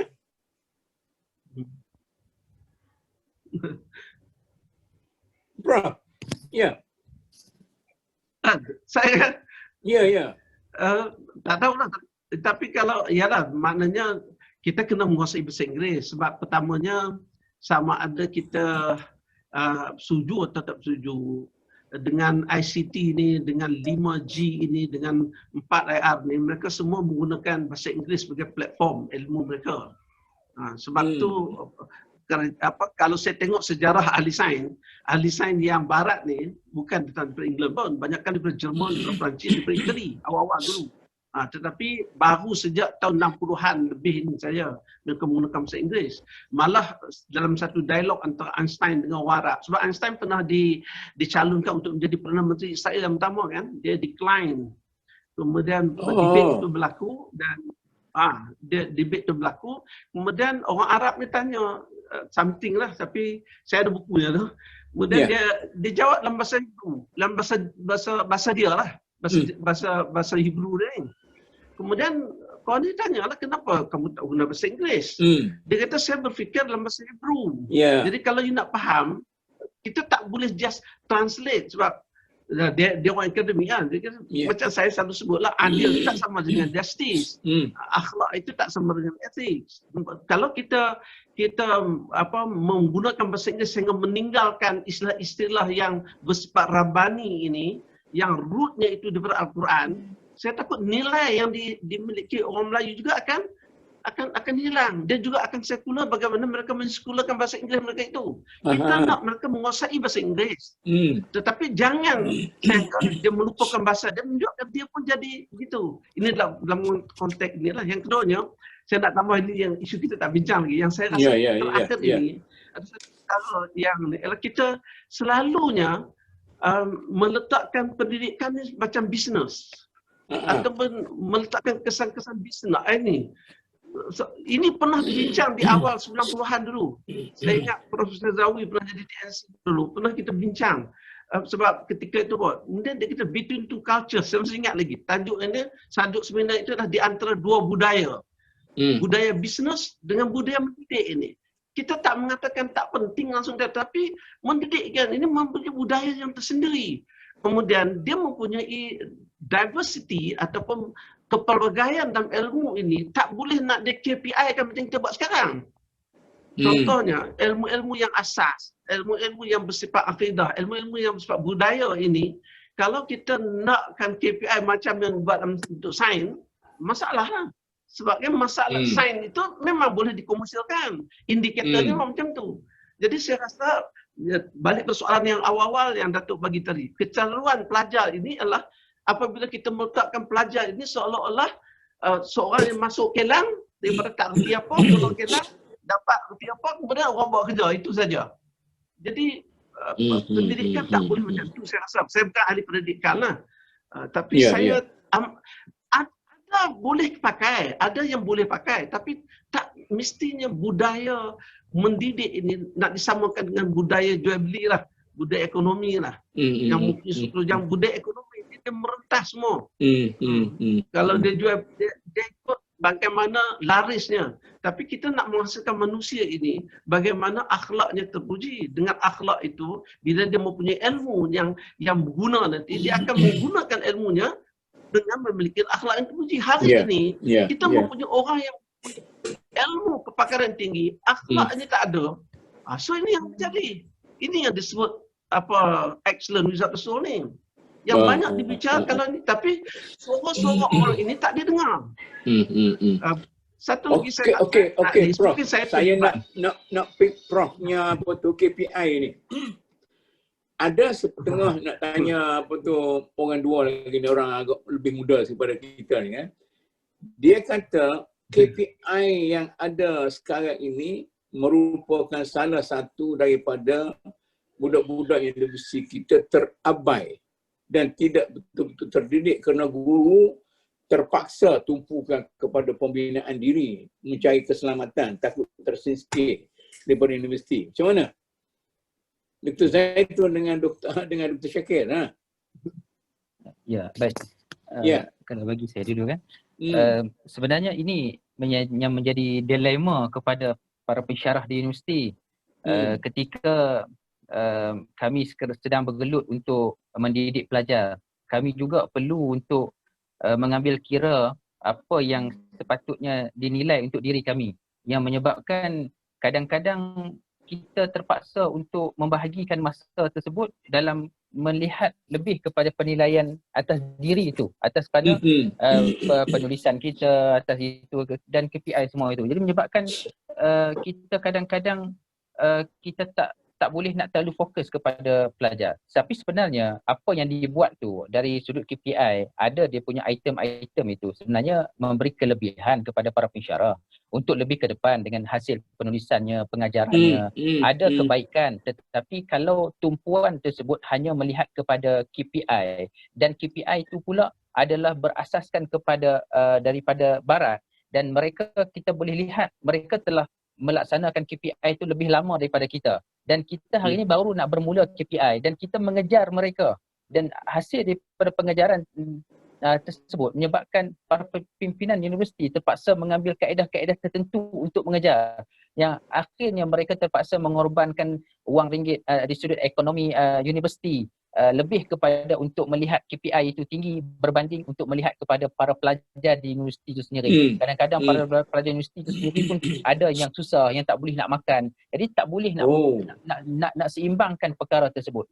Kalaulah ada pun zakat, tapi sebenarnya ia tidak lebih kepada one off sahaja. Tapi kalaulah apa yang dibuat pada hari ini, sebenarnya universiti pun terpaksa struggle untuk mengejar KPI dan melihat kepada ekonomi. Sebagai contoh, kalau berlaku di Universiti Sains Malaysia sendiri, apa yang telah kami lalui ni, dan kita boleh lihat dari sudut penggajian kepada para staf itu sehingga sampai bulan 10 dan bulan 11, bulan 12 itu diambil kira apa yang dari sudut peruntukan daripada kerajaan yang diumum daripada bajet. Kalau tak ada, maka terpaksa untuk menggunakan kewangan daripada universiti sendiri. Jadi apa sebab berlaku semua ni? Atas kerana adalah untuk melihat KPI universiti tinggi. Jadi bagaimana geran yang diberikan daripada kewangan universiti tersebut? Apakah ini semua adalah merujuk kepada KPI. Tapi Datuk Prof, saya tadi ni saya nak mengulas sikit dari sudut apa yang disebut oleh Tan Sri tadi. Sebenarnya memang kita tidak boleh membezakan di antara apa yang berlaku di dalam negara Malaysia dan juga di luar negara. Tapi kalaulah kita melihat kepada perbincangan pada hari ini, kita membincangkan berkaitan dengan kesan yang berlaku hasil daripada pendidikan yang telah pun dibina oleh negara Malaysia. Dan ada sesuatu yang negatif yang telah pun memberi efek kepada para pelajar kita. Jadi perbincangan tersebut sebenarnya lebih berfokus kepada bagaimana pendidikan itu untuk diimprovekan supaya ia menjadi lebih baik daripada sebelum ni. Kalaulah kita membincangkan dalam petang ini, pada petang ini dengan dalam keadaan kita masih mengekalkan kepada momentum yang lama, saya rasa kita tidak ada apa-apa perbincangan pada petang ni. Tapi untuk melihat yang lebih baik sebenarnya, kita boleh mengimprovekan struktur pendidikan kita. Dan kalau macam saya sebut tadi, kalaulah perubahan yang berlaku itu hanyalah dari sudut nama kementerian, dari sudut hal-hal teknikal dan tak pergi kepada apa yang patut diimprovekan, itu merugikan sebenarnya.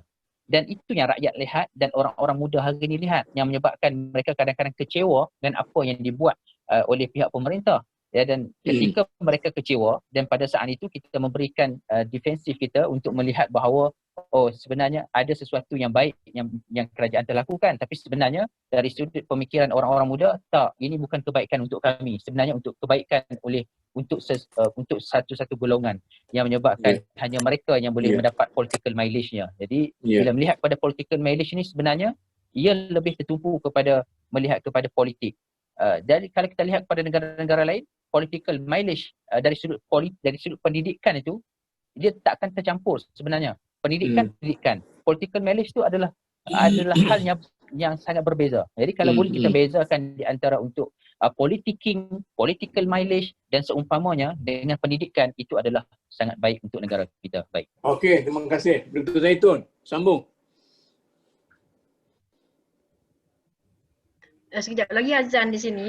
Rumah saya ni sebelah masjid. Nanti dia akan ada. Tak apalah, kita dengar sambil-sambil okeylah.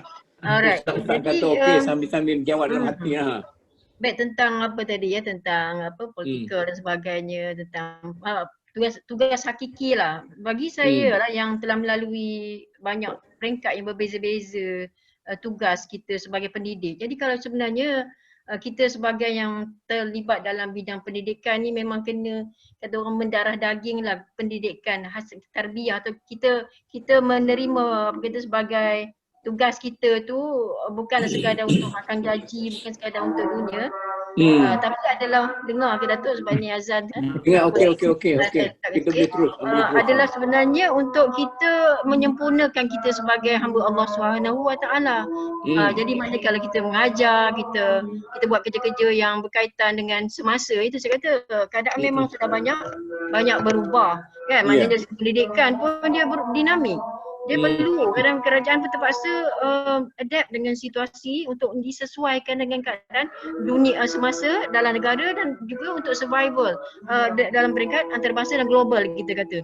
Jadi kalau pendidikan kita statik menggunakan pakai cara sebagai contoh metodologi sebagai contoh, uslub ataupun cara kita menyampaikan ilmu tu kepada pelajar sebagai contoh. Pada hari ini sebagai contohnya kita terpaksa migrate daripada sistem face to face kepada sistem online sebagai contoh. Jadi kita sebagai pendidik memang kena macam mana pun dan memang suasananya kita terpaksa juga hadapi, dan kita sebagai seorang murabi tadi mesti faham bahawa situasi yang perubahan ini adalah sebenarnya hakikat kehidupan itu sendiri. Allah dia berubah. Jadi orang yang berjaya adalah orang yang boleh adapt dengan perubahan. Jadi tetapi kita perlu menyesuaikan diri kita lah dengan perubahan-perubahan tersebut supaya kita tidak ketinggalan zaman dan tidak dapat adapt dengan situasi. Serupa juga dengan pemuda ataupun yang kita kata nak hasilkan terpelajar, anak muda yang banyak di Twitter sana tu. Mereka bimbang, maknanya mungkin pada mereka kita ni mungkin memandang mereka sebagai satu sudut yang negatif contoh. Tapi bagi saya sebagai seorang pendidik, jiwa pendidik yang ada pada kita Datuk dan juga kepada semua panel dan juga rakan-rakan saya pensyarah universiti di mana-mana tu juga kita committed bila kita kata kita dah menjadi seorang guru, tak kira lah mana lapisan pengajar yang kita ajar anak didik kita tu, semua jadi sebagai guru tu muallim mendidik. Dan ini adalah sebenarnya juga adalah langsungan daripada tugas tanggungjawab kita tadi yang saya sebut awal dari Khalifah Allah SWT yang jadi perkara teknikal yang hari ini KPI tu Datuk. Saya pun rasa sebelum ni tak ada KPI. Sekarang dah ada KPI, dah ada itu, ada ini, macam-macam tu. Seupaya mungkin kita insya-Allah kita cubalah adapt dan kita sesuaikan. Jadi pokoknya mengajar, mendidik itu memang nombor yang utama, kemudian kita ada research. Semua itu sebagai untuk melengkapkan kita juga Datuk, untuk menjadi seorang kita juga nak jadi orang yang kata kekal sebagai seorang yang terpelajar tu. Terpelajar ni bukan kita nak dapat sanjungan, bukan kita nak macam hari ni Datuk semalam 2-3 hari sudah sibuk dalam TV apa benda tu bintang bintang ni nyanyi-nyanyi ni.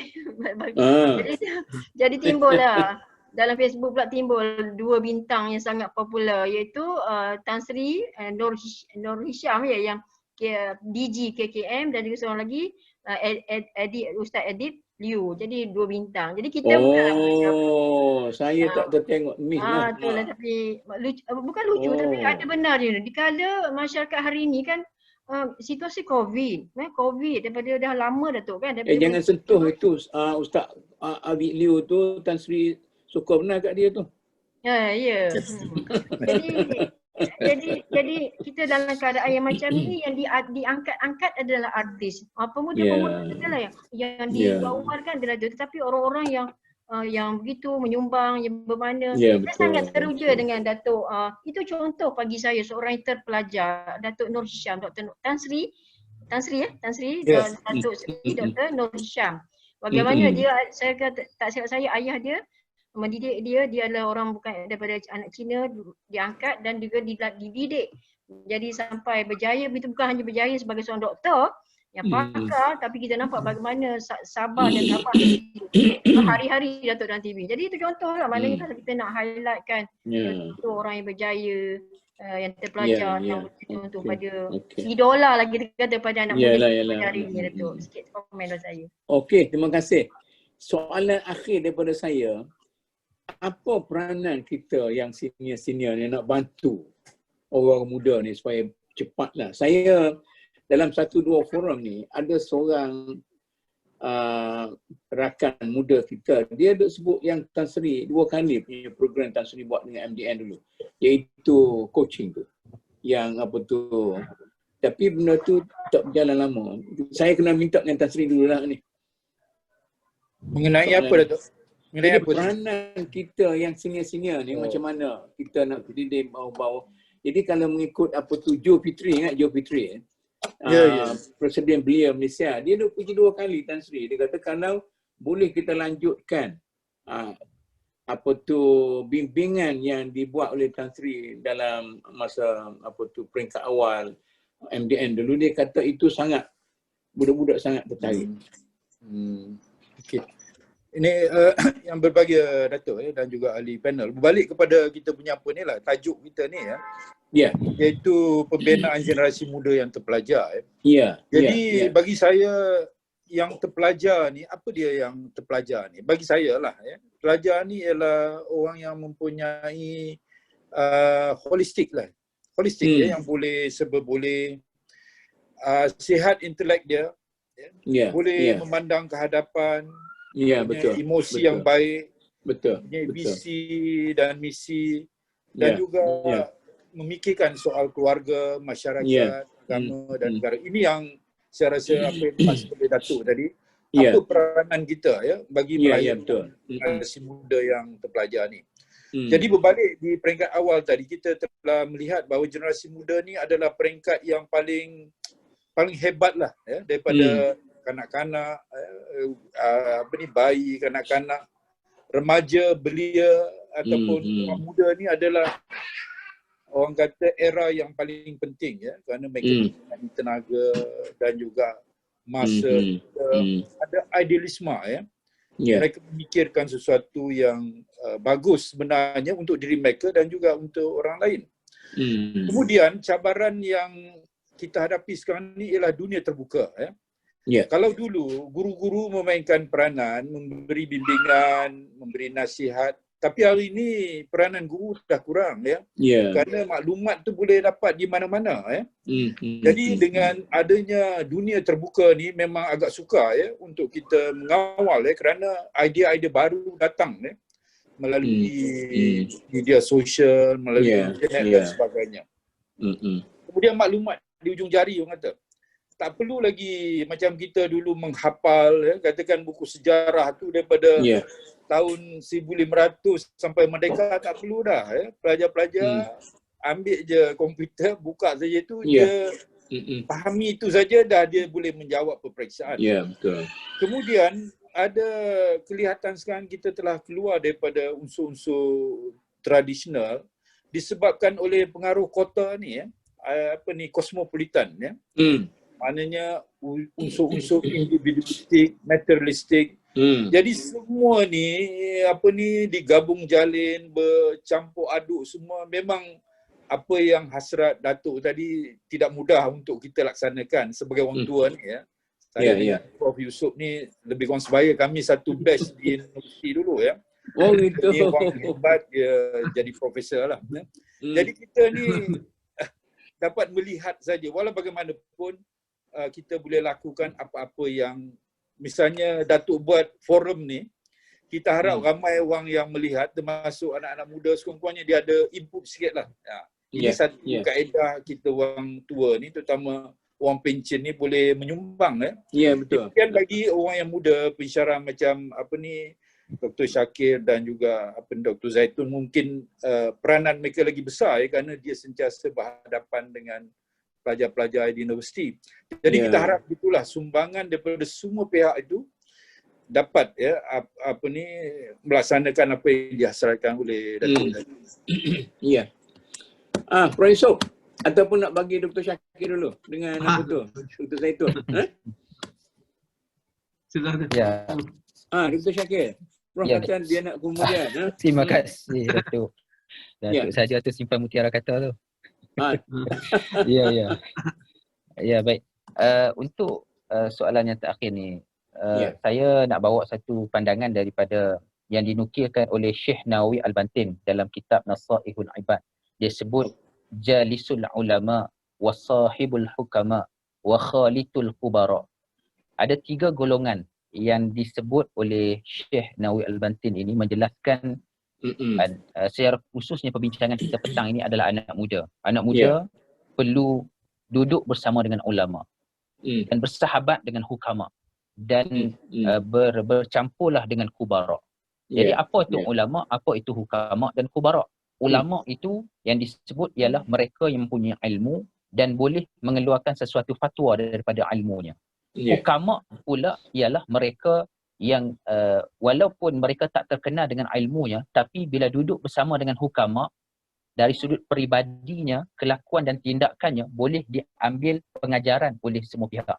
Jadi kebaikan yang ada, dia menjadi role model walaupun dia tidaklah terkenal dengan ilmunya. Dan yang ketiga, kubarak. Kubarak ni dia memiliki ilmu dan juga dia juga memiliki pendirian dan juga menjadi role model kepada orang ramai. Jadi ketiga-tiga daripada kelompok ni harus didekati supaya anak-anak muda ni lebih terjelas dari sudut pendirian dan juga hala tujunya, supaya mereka lebih nampak apa yang sepatutnya mereka lakukan di depan. Dan saya tadi tertarik dengan apa yang Dr. Zaitun jelaskan berkaitan dengan wanita dan juga lelaki. Sebenarnya memang ada kajian yang dibuat menjelaskan bahawa orang-orang perempuan ni dia matangnya adalah 15 tahun, umur 15 tahun. Dan lelaki ni matangnya adalah 18 tahun. Sebab itu orang-orang perempuan ni dia lebih cepat untuk berfikir masa depan dia dan cepat untuk dia mencari jalan untuk berjaya, sehingga kan ramai yang masuk universiti dahulu daripada yang berlaku ni. Sebab kebanyakan lelaki mereka ni bila lepas 18 tahun SPM barulah berfikir macam mana nak meneruskan kehidupan. Tapi orang perempuan ni dah ada jalan dia untuk masuk universiti dan sebagainya. Betul, Dr. Zaitun jadi perempuan. Okay.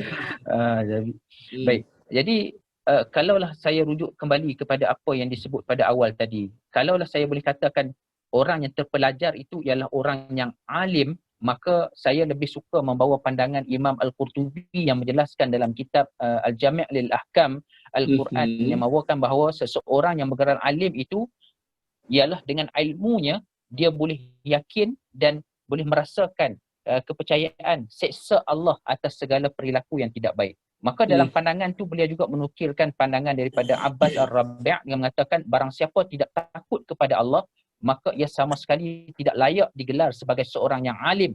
Hal ini jelas juga diperkatakan oleh pentafsir iaitu Mujahid. Sa'id Hawa juga menjelaskan dalam kitabnya Al-Asas fi At-Tafsir, menjelaskan barang siapa semakin bertambah ilmunya kepada Allah, maka ia sepatutnya bertambah takut kepada Allah, dan barang siapa ilmunya mengenai Allah lebih sedikit, maka ia bila dia lebih banyak sedikit, maka ia menjadi lebih selamat. Jadi di sini sebenarnya saya mengambil kesimpulan bahawa jika seorang anak muda itu dia ingin digelar sebagai seorang yang alim, maka dia sepatutnya melihat kepada ilmu yang lebih mendekatkan dirinya kepada Allah Subhanahu Wa Taala. Jadi perkara ini dijelaskan oleh Imam Al-Ghazali yang dinukilkan dalam oleh Syekh Abdul Samad Al-Filmbani dalam kitab Hidayatus Salikin, yang membawa pandangan bahawa ilmu yang bermanfaat itu ialah ilmu yang membawa hatinya lebih takut kepada Allah dan menambah penglihatan hatimu kepada segala keaiban dirimu. Maka segalanya aib tu lebih dia nampak ketika dia memperolehi ilmu. Jadi tidak dapat tidak hari ini kalau kita bincang tentang seseorang anak muda yang terpelajar, dia mestilah menjadi seorang yang alim. Tapi alim bukan bermakna ulama. Alim itu bermaksudnya dia boleh menjaga dirinya dengan ilmu tersebut. Baik, terima kasih banyak. Ya, terima kasih. Dr. Zaitun, sambung.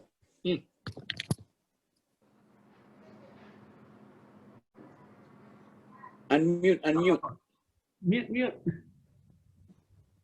Tadi saya jadi dah alhamdulillah banyak Dr. Muhammad Syakir memberikan peringatan dan rumusan tadi tentang ilmu, kepentingan ilmu dan sebagainya. Jadi saya juga merasakan tajuk ini tak habis di sini, dan wajarnya nanti juga kita susul semula lagi apa perbincangan dengan melibatkan yang kumpulan mungkin orang muda, lagi muda sebagainya, untuk mendengar apakah apa pandangan mereka tentang bagaimana untuk melahirkan mereka menjadi orang yang berjaya atau yang dikatakan terpelajar itu.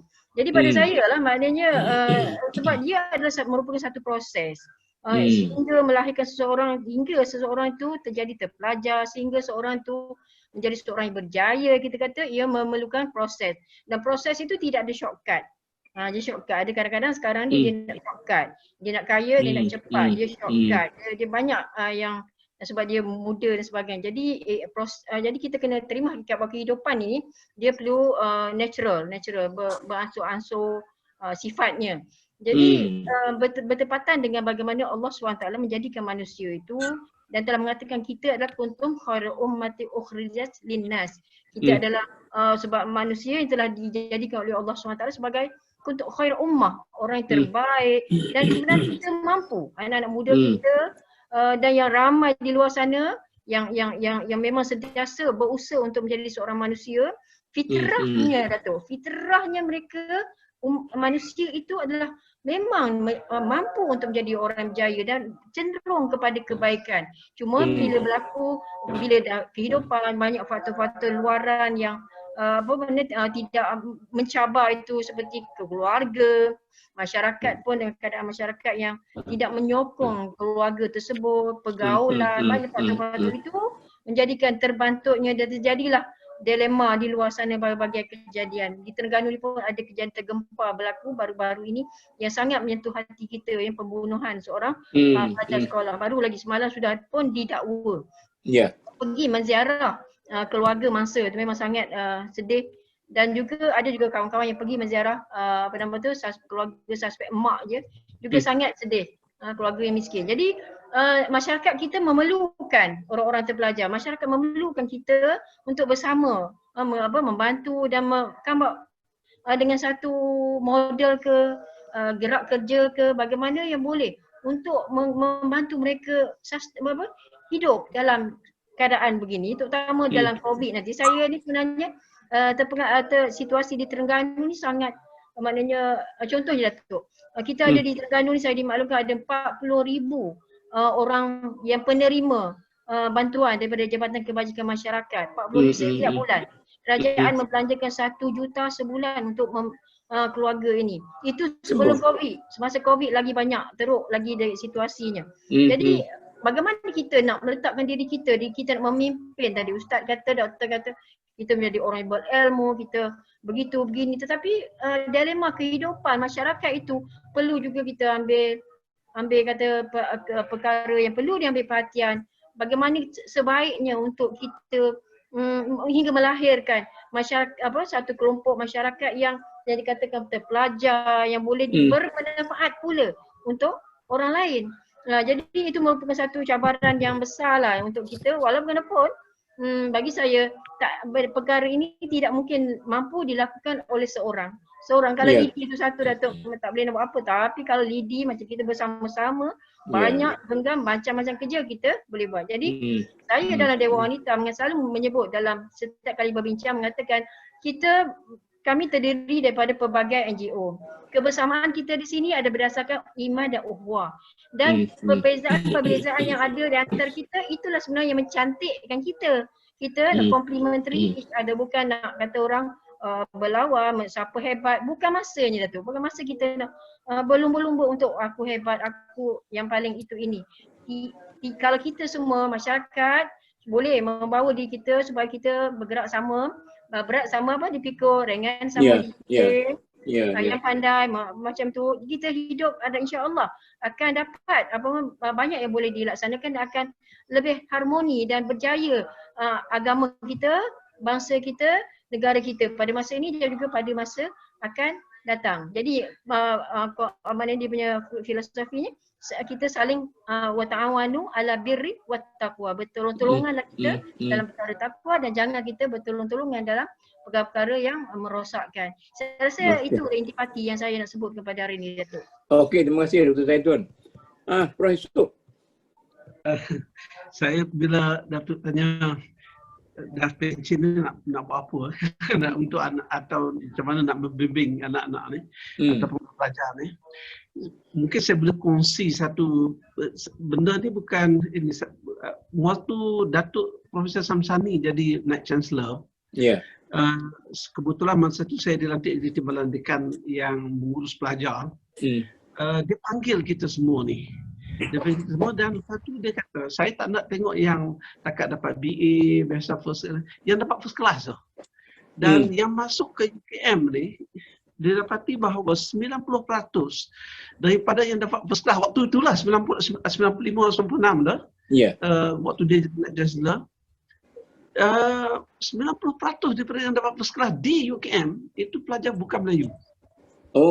Jadi pelajar di Fakulti Islam tu tak apalah, semua Melayu semua. Yang setiap tahun ada first class kan. Kenapa ini berlaku? Sedangkan yang kita ambil itu, pelajar yang dapat result yang baik, kita yang dapat pilihan dulu beri pelajar ni. So setelah itu kami pun bawa isu ni bincang, dan akhirnya saya dengan ahli di fakulti kita buat satu program, kita panggil program budaya ilmu. Kenapa kami namakan budaya ilmu? Kami rasa pelajar yang masuk ini dia mempunyai ciri yang berbeza. Mungkin dia dapat 9A SPM, STPM ke apa. Tetapi dia tidak ada pengalaman hidupnya.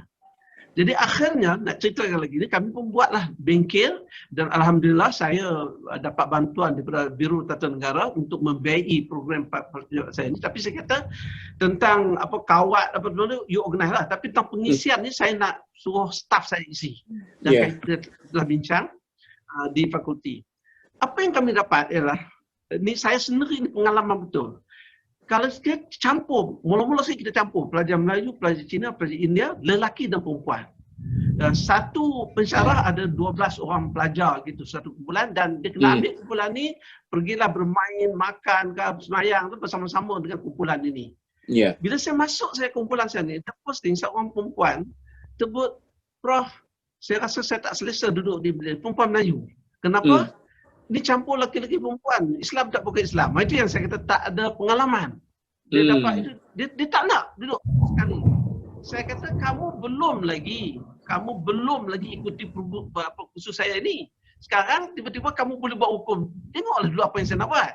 Sebab program itu mengambil masa 4 hari 3 malam. Okey.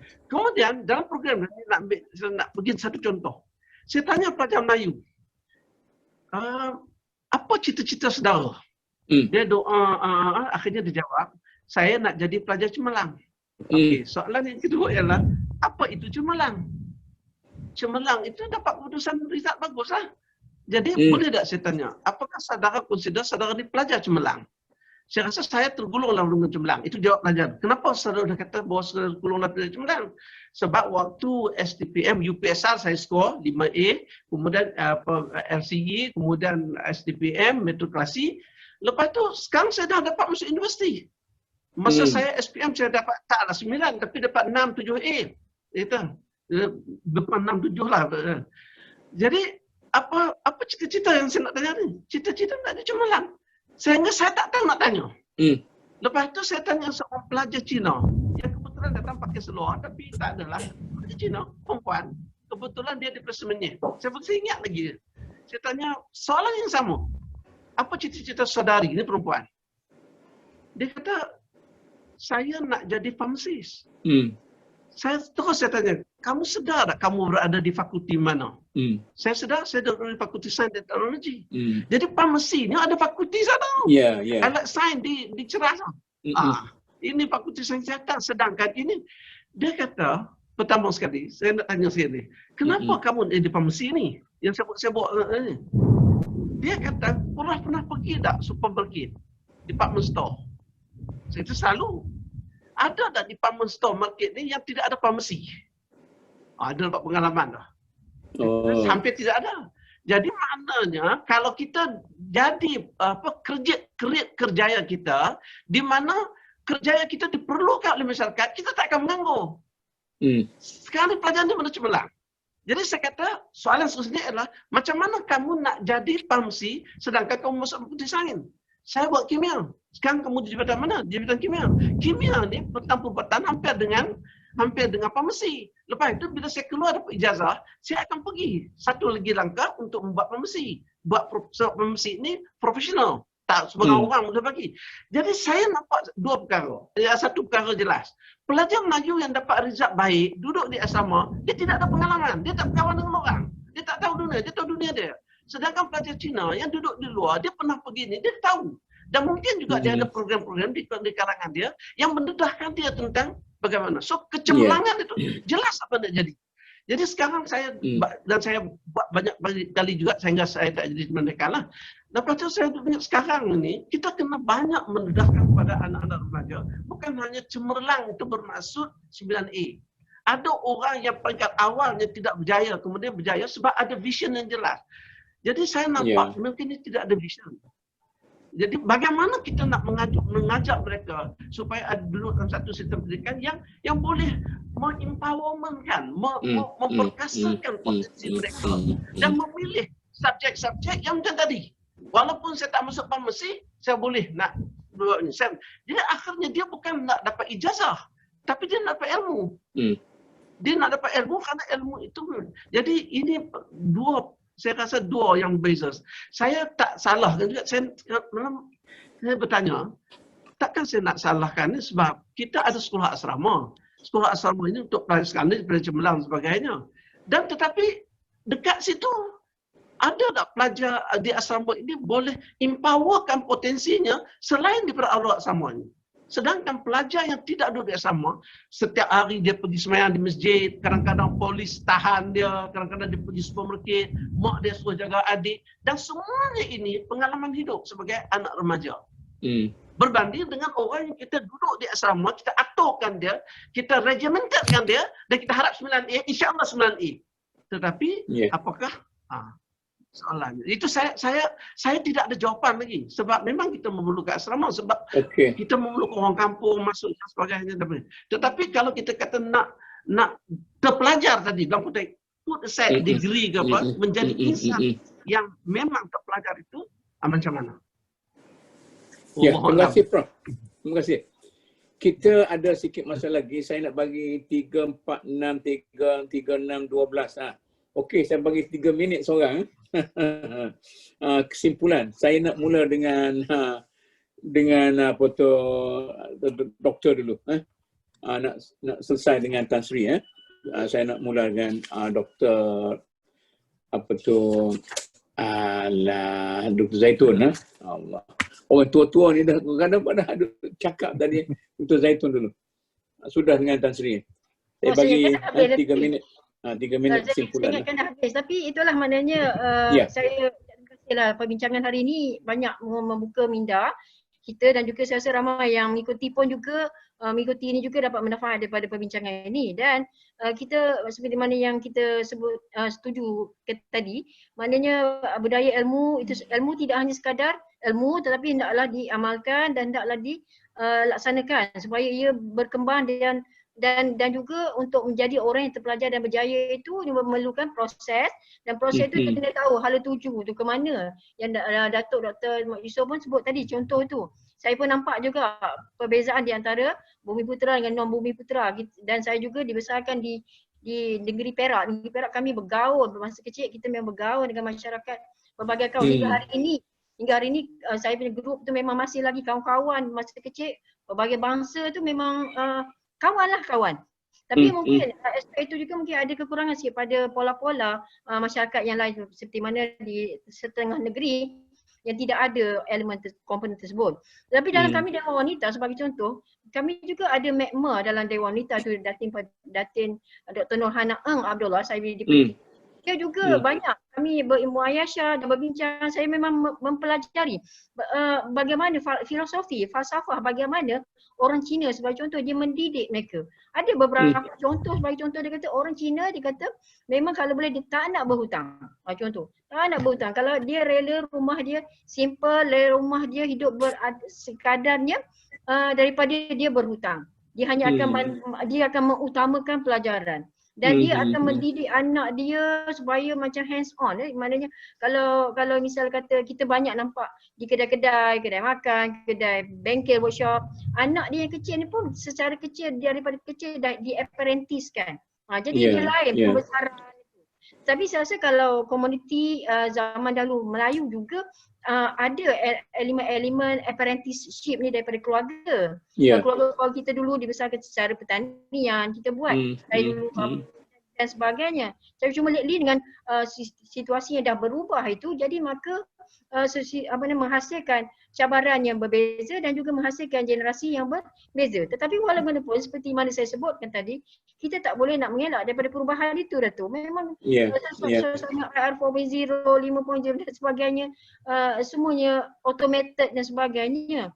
Cuma bagaimana kita nak menyesuaikan dengan keadaan dan juga integrated selain daripada complementary tadi antara kepelbagaian perbezaan yang ada, dan juga kena ada integration antara yang muda dengan yang tua. Jadi sebagai contoh dalam NGO saya bawa The Clean Air Society Forum of Malaysia pun saya integratekan antara pimpinan saya dan juga di belakang-belakang tu ramainya yang muda. Sebab kita ada kita punya kontak, kita ada role kita, tetapi yang lain tu juga mereka ni lah juga nanti yang akan menjadi pelapis dan mereka ni yang akan memacu pada masa akan datang. Jadi proses itu secara natural perlu berlaku. Yang kedua mungkin macam Datuk sebut tadi ada mentor-mentee, itu juga sangat menarik kalau MDN boleh memikirkan kalau dapat diprogramkan, distrukturkan supaya perkara tu berlaku dengan lebih tersusun dan lebih kemas lagi. Dan mungkin juga boleh menggunakan platform universiti, USM, UMT dan sebagainya. Kita sentiasa, Datuk BC UMT saya sebutkan juga pada hari ini, sentiasa menyokong usaha-usaha untuk yang baik untuk membangunkan masyarakat dan juga untuk membangunkan anak didik kita pada masa ini dan juga pada masa akan datang. Saya ucap terima kasih Datuk atas kesempatan pada hari ini. Okey, terima kasih Dr. Zaitun. Dr. Shakir. Ya. Ada hari ini kita bincang, saya rasa ada dua topik lah. Yang pertama berkaitan dengan pendidikan kepada orang muda dan juga berkaitan dengan politik kepimpinan kepada pendidikan. Jadi untuk yang pertama tu saya boleh rumuskan kalau saya jelaskan bawa satu pandangan daripada Syekh Abdul Fattah Abu Ghaudah daripada bukunya 40 Strategi Pendidikan Rasulullah SAW. Beliau ada menekankan berkaitan guru harus bijak dalam memberi petunjuk. Tidak sekadar hanya mengajar, tapi dia mempunyai hikmah-hikmah yang boleh ada dari setiap guru. Dari situ para pelajar akan belajar. Dan bila kita mempunyai hikmah, maka kita boleh membudayakan cara budaya belajar yang sangat sistematik dan juga baik. Yang keduanya ialah secara ringkasnya pemimpin kita perlu kepada pembantu yang baik. Seperti mana dalam hadis Rasulullah SAW dari Aisyah dijelaskan bahawa apabila Allah menghendaki kebaikan pada diri pemimpin tersebut, maka Allah akan menjadikan baginya menteri pembantu yang jujur. Apabila ia lupa, maka mereka akan mengingatkan dan membantunya. Tapi sebaliknya berlaku seperti kalau kata tidak kepada pembantu yang buruk, maka dapat pembantu yang buruk, maka mereka akan melupakannya dan tidak akan mengingatkannya kepada perkara yang baik. Jadi saya rasa ini sangat penting kepada orang-orang politik, pilih kepada pembantu-pembantu yang jujur untuk mengembeling tenaga. Bukan tukar sapu punggung Ya, Allah Akbar. Itulah Datuk dan juga semua ahli sekalian, kita perlukan kepada mereka yang jujur dan juga baik untuk membantu dan memikul tanggungjawab yang sangat berat ini. Dan yang satu lagi, yang terakhir ialah sudah disebut mentor. Saya rasa saya sangat setuju kalau dibuat satu grup mentor. Sebagai contohnya ada di sudut dari pemimpin-pemimpin yang hebat di sudut ekonominya. Sebagai contoh kita berbangga dengan Datuk Seri Tun Dr. Mahathir Mohamad yang dari sudut ekonomi dan sebagainya itu. Maka dibentuk daripada pemimpin yang ada dan membentuk mentor kepada anak muda, sebagai contoh economic mentoring group, financing mentoring group, IKS mentoring group, ataupun di sudut politik, political analysis mentoring group. Ada banyak perkara yang boleh kita bentukkan agar kita boleh adalah main tokoh. Ramai tokoh yang boleh mengemblingkan mentor-mentor yang baik. Terima kasih banyak. Itu saja. Terima kasih Dr. Shakir. Prof. Sob. Saya ada dua, saya ringkas saja. Pertamanya, memang anak remaja kita ini adalah aset besar lah untuk saya masukkan kita itu bukan Melayu saja. Malaysia adalah semua orang. Sebab itu saya pun masih duk fikir macam mana nak cross ni. Di mana kita boleh menyampaikan kepada yang bukan Islam, yang sebagainya. Bicara profesor dan sebagainya datang buat projek sebagainya. Tetapi daripada segi untuk membicarakan hal-hal kehidupan yang sebenarnya dia tak berlaku. So, mereka ni aset. Kalau jadi bergaduh apa semua, pokoknya dia akan merosakkan lah. Yang keduanya, saya bilang, ini ketika kita membicarakan tentang pembinaan generasi remaja ini, generasi hari ini lahir melihat kumpulan-kumpulan politik yang begitu ramai, yang berkelahi, yang bergaduh, yang mereka tak berhari. Dulu tak. Dulu, zaman kita dulu mungkin ada dua PAS dan UMNO, katakanlah. Saya bukan orang politik yang berserang. Tapi sekarang ada banyak. Dan mereka, dan sumber-sumber maklumat yang mereka ada dalam WhatsApp dan sebagainya ini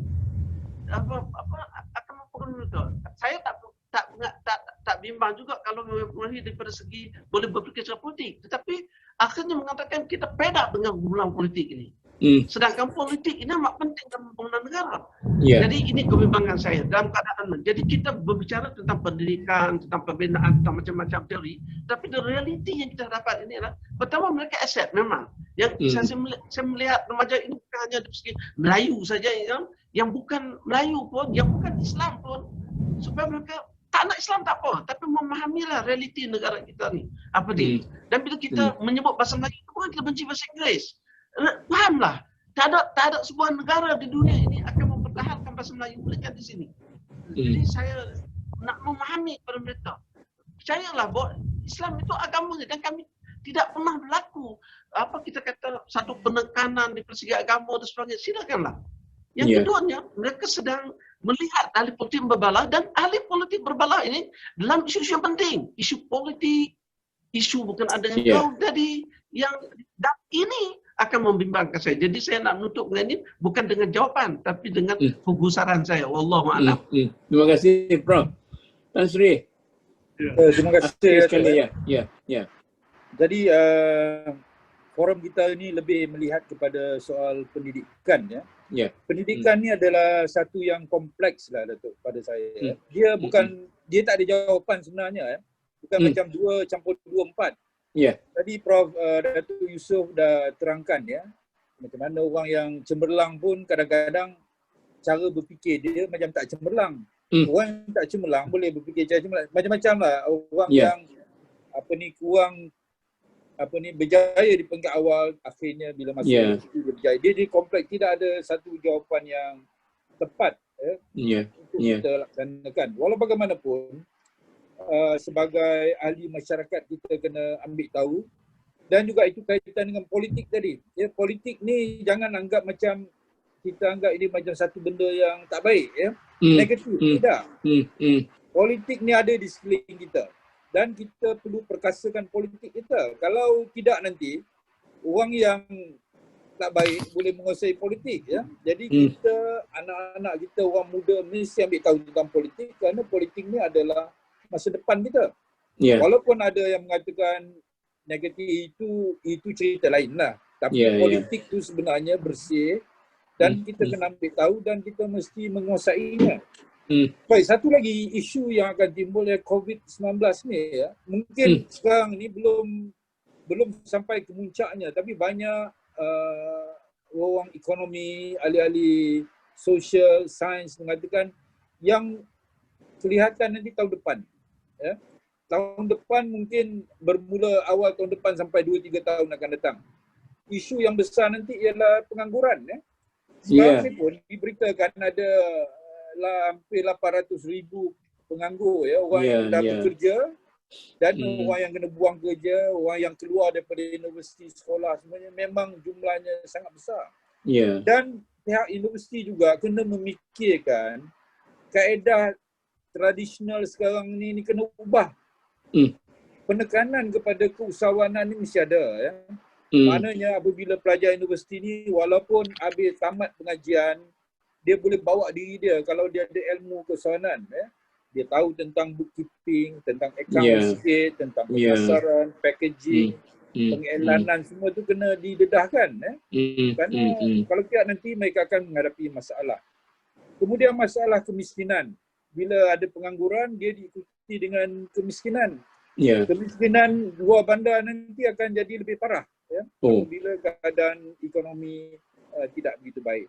Jadi perkara-perkara yang ada kaitan dalam pendidikan lah tentang vocational, TVET, kemahiran perlu dilihat semula dan diperkasakan untuk membolehkan mereka ni hidup nanti dengan ilmu yang mereka ada. Jadi apa yang Datuk buat ini satu perkara yang baik dan saya rasa kita kena terus berforum. Bukan tamat di sini. Maknanya kerana perkara ini perkara yang kehidupan, ada kaitan kehidupan, dia akan berpanjangan. Jadi tahniahlah kepada Datuk, terima kasih di atas mengadakan forum ni, banyak pandangan-pandangan daripada ahli-ahli panel tadi yang boleh kita gunakan dan kepada anak-anak muda mungkin ini satu input lah kepada mereka untuk masa depan mereka. Terima kasih Datuk. Okey, terima kasih Tan Sri. tuan-tuan dan puan-puan, itulah selama 2 jam kita berforum dan macam Tan Sri kata tadi, ini jangan dianggap sebagai forum biasa untuk kita hanya memberi pandangan dan anggapan kita kepada masyarakat sama muda ke masyarakat senior dan sebagainya. Tetapi satu hasrat kami daripada ahli panel semua untuk membina sesuatu yang baru di kalangan masyarakat kita. Terutama sekali bila macam tadi kita katakan COVID-19 ni merupakan satu perkara besar yang mungkin boleh merubah suasana hidup. Dan kalau orang kita tidak mengambil peluang dalam hal-hal seperti ini, mungkin peluang itu tidak datang lebih daripada sekali. Masa seperti inilah orang miskin akan menjadi kaya, orang kaya akan jadi miskin, orang susah akan jadi senang, orang senang akan jadi susah. Dan itulah walaupun 2 jam tetapi kita harap supaya para penonton tidak jemu-jemu. Mungkin bukan sekali 2 kali sebab yang diberikan itu mutiara yang sangat mahal pada petang ini. Dan saya bagi pihak diri saya mengucapkan berbanyak terima kasih kepada semua ahli panel kerana begitu bersungguh memberi pandangan masing-masing. Begitu juga kepada penerbit kita yang sentiasa berjaya menerbitkan Dr. Basri, menerbitkan program kita, dan akhir sekali saya ucapkan dengan ucapan wabillahi taufiq. Wassalamualaikum warahmatullahi wabarakatuh.